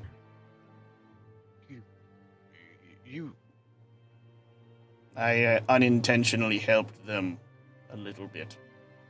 But that's not my problem anymore, because unfortunately, they took one of my products, reverse engineered it with their magic shit. You see him very angrily say that, because it's very clear he doesn't like magic. And he starts kind of tapping his foot again very fast. He's like, well, they reverse engineered it using their stupid... Never mind. But either way, this crystal was originally meant to produce light at an immense volume. But unfortunately, due to improper testing, I learned that it had another horrendous side effect. That I'm sure you all witnessed, correct? Yes. I assume that's the explosion you mean. Yes, we call them radiant bombs. Very simple, but it's effectively an explosion of well, holy light. And unfortunately, for most, it a little, but it tends to just erase things when it goes off. Just, he like makes an explosion gesture in his hand, just pop. Not my greatest experiment, which is why I shoved it in the farthest parts of my storage, so no one could find it. And he blinks like 3 times, and he says, and then they found it. One of them came in here disguised as, how we say, a student, if you will. Needless to say, he got what he wanted. I didn't catch on to his conniving nature until it was too late. Which is why, and he points at the walls, everything, this place is sealed shut. No sound comes in, no sound comes out. Which is another reason why I said, be careful. So, why are the Omen Hunters here? Well, it's because no one goes into those forests. They're the elven forests, for fuck's sake. Think about it like this. Would you go and burn the bodies of your victims in your friend's house, like their backyard, if you knew that friend worked for the police? Or, sorry, not the police. That doesn't exist. If that man worked for the guards. But surely they have to know that one of the recons would find it. If the Elven Kingdom found out about that, they may not like us. You think? Oh, that's funny. I'm sorry. I was laughing. My bad. No offense. Those elves are not as good as as you think they are. Speaking from someone who's never been in the Elven Kingdom. As if it's hard to get in. It's pretty hard to get in. Not if you make the right calls. You would have to know pretty high up people in order to even get close, and they would never talk with someone like you. Oh, no, not me. Someone of very high reclaim. I don't know, some figure of holiness, I'm sure could walk right on in uninvited. Uninvited, maybe not, but yes, I know who you're speaking of, and he does go. He can go. Yes. I haven't seen him. Now's the fun part. They work for him. I'm gonna pause right there. That seems like some massive information that we wouldn't know in the future, that we don't know in the future. Like that is like fucking world shaking, like things that I definitely would have talked to the old man about. I definitely would have been like, hey, we found some cloak people, and they also worked for the Holy City of Radiance. You know, the city that you said that we had to go to eventually. You know the part when you said that we had to go there. Yeah, turns out those people are the bad guys. Like I actually know what the Holy should, City stuff is. I don't know if he should say that. I think he should retract that. Retract that one? I probably would, because that is heavy information that if we understood, we would have brought up to Arthur 100%. Yeah, you're right. Canonically wise, that would fuck up the beginning scenes. Yeah. Yeah. This episode 1.5 had a whole lot of knowledge. Yeah, a whole lot of fucking shit. Then rewind a bit before he gives that whole spiel about that. He then instead will state that, I guess just to keep brief, I'll rewind a lot more actually. He will state that, when it comes to okay, I know. Well, you see, when it comes to the elves, if you can make the right calls, you can generally do what you want. And unfortunately, we have not figured out how, but they have found a way to make the right calls, because we here at the town have tried to ask about this. We've sent messengers, but they are never given any information. I even tried spying once. But Made a little robot dude walk over there. The captain of the guard, I knew him. He would never let this happen if he knew about it, and of course you'd know something about that. Let me ask you something. Be very honest with me. If you would believe that they would never do this, then why are you here? I never said they didn't. I said, even if they don't dislike me. If they hated someone like me so much that they would allow that to happen, why wouldn't they have just killed us? They sent us off. Well, with you don't want weapons the blood on and your it's hard- hands, do you? Keeps things If the clean, elves doesn't haven't it? been- The elves haven't been shy of harming others when they need to. Yes, but their own, now that's a different question. Listen, I know it's hard to believe, but in this world not everyone is, black and white. Or gold, or copper, whatever. I don't know. Either way. Are you making a comment about my skin color? No! He was looking around his room. You see, this room is clearly made of shit like that. It's just the color I see every day. Anyways, aside from that, this world is dangerous. And the fact that you actually managed to kill one, though impressive, is terrifying. But as long as you said you were not found, that's a good thing. Because if you were found, well, then that would be a problem.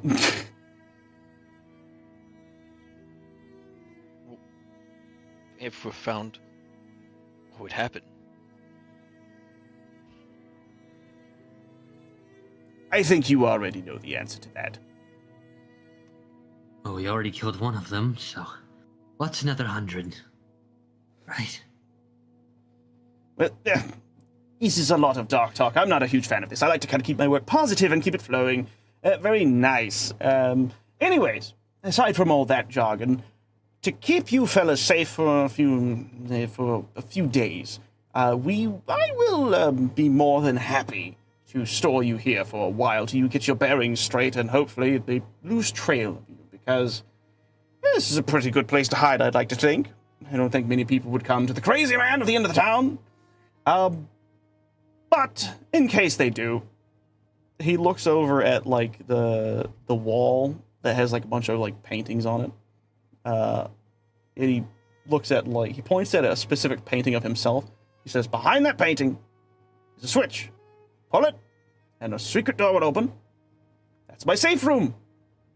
You can hide in there. They will never know, because I'm really good at what I do. But aside from that, hold on. You see him run into a room in the back, and then hear him counting, and then he runs back in, and he looks at Gug, and he says, do you know what time of day it is? Midday, maybe? All right. Do you know what moon phase we're coming upon? Yes, I do. So you're good. That's good. That's good. Have you told him? I understand. Good. I don't have to explain what's going to happen then. No, not really. Well, I don't know the specifics of his transformation, but I can smell it. Let me give you a funny little reasoning. He's the reason I have a safe room. Oh god, it's a Zorro. Anyways, when that night happens, shoving him in the room, we'll have a great night. He will be down there. Capiche? Right. Just a reminder. Capiche. Very weary if you're traveling with him. It seems like you two are partners at the current. But aside from that, and all this other yuck, how about some dessert? And you see him quickly skitter off into the fridge, and he opens up, and he pulls out this this cake that is obscenely well designed. That looks it looks like his own lighthouse, or not lighthouse, windmill. And he brings it over and he places it down. He says, "I get a little bored sometimes, and I decide, branch into other paths. Well, baking's fun." What? Give me a second. And he runs over and grabs a knife. And this knife is rather large in his hands. And he he wields it and like brings up his hand. He's like, just one good swift cut, and that'll be right there, and we'll have some slices for everyone. Yeah. And you see him slice through the cake, and immediately just a loud as most of the cake is squished under the knife. And he looks over and he's like, "That's upsetting.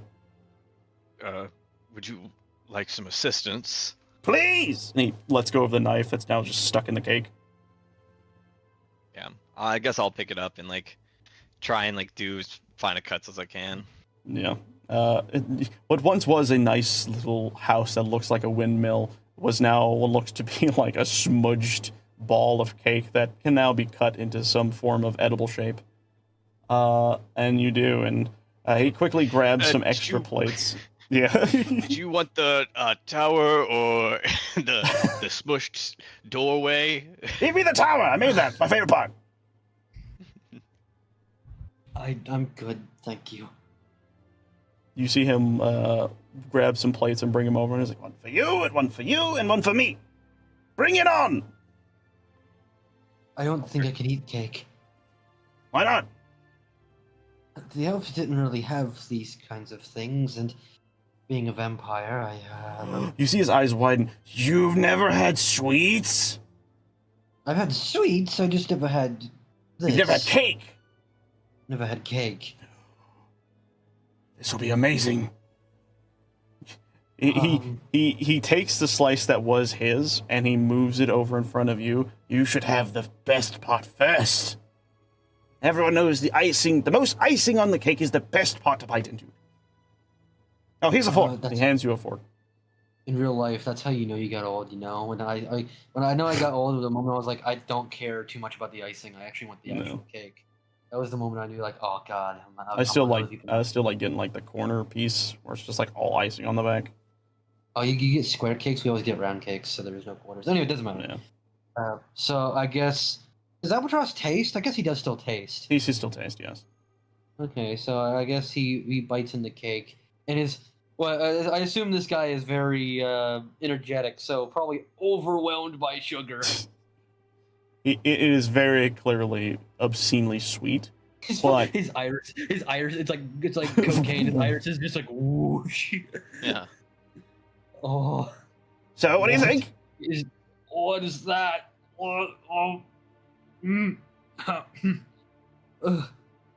That's so much all at once. Well, it's good, right? Yeah. Oh, awesome. Great. Okay, he turns back over. Delicious, Wilford. Thank you! And he looks over, it's like a camera pan, he turns around, looks at Gug, and it's just all over his face. Well, yeah, you are hungry as usual, and that's what's new. Anyways, I'm gonna eat my slice now. And he looks down at his plate, realizes he gave it to you, and he goes, "Fuck!"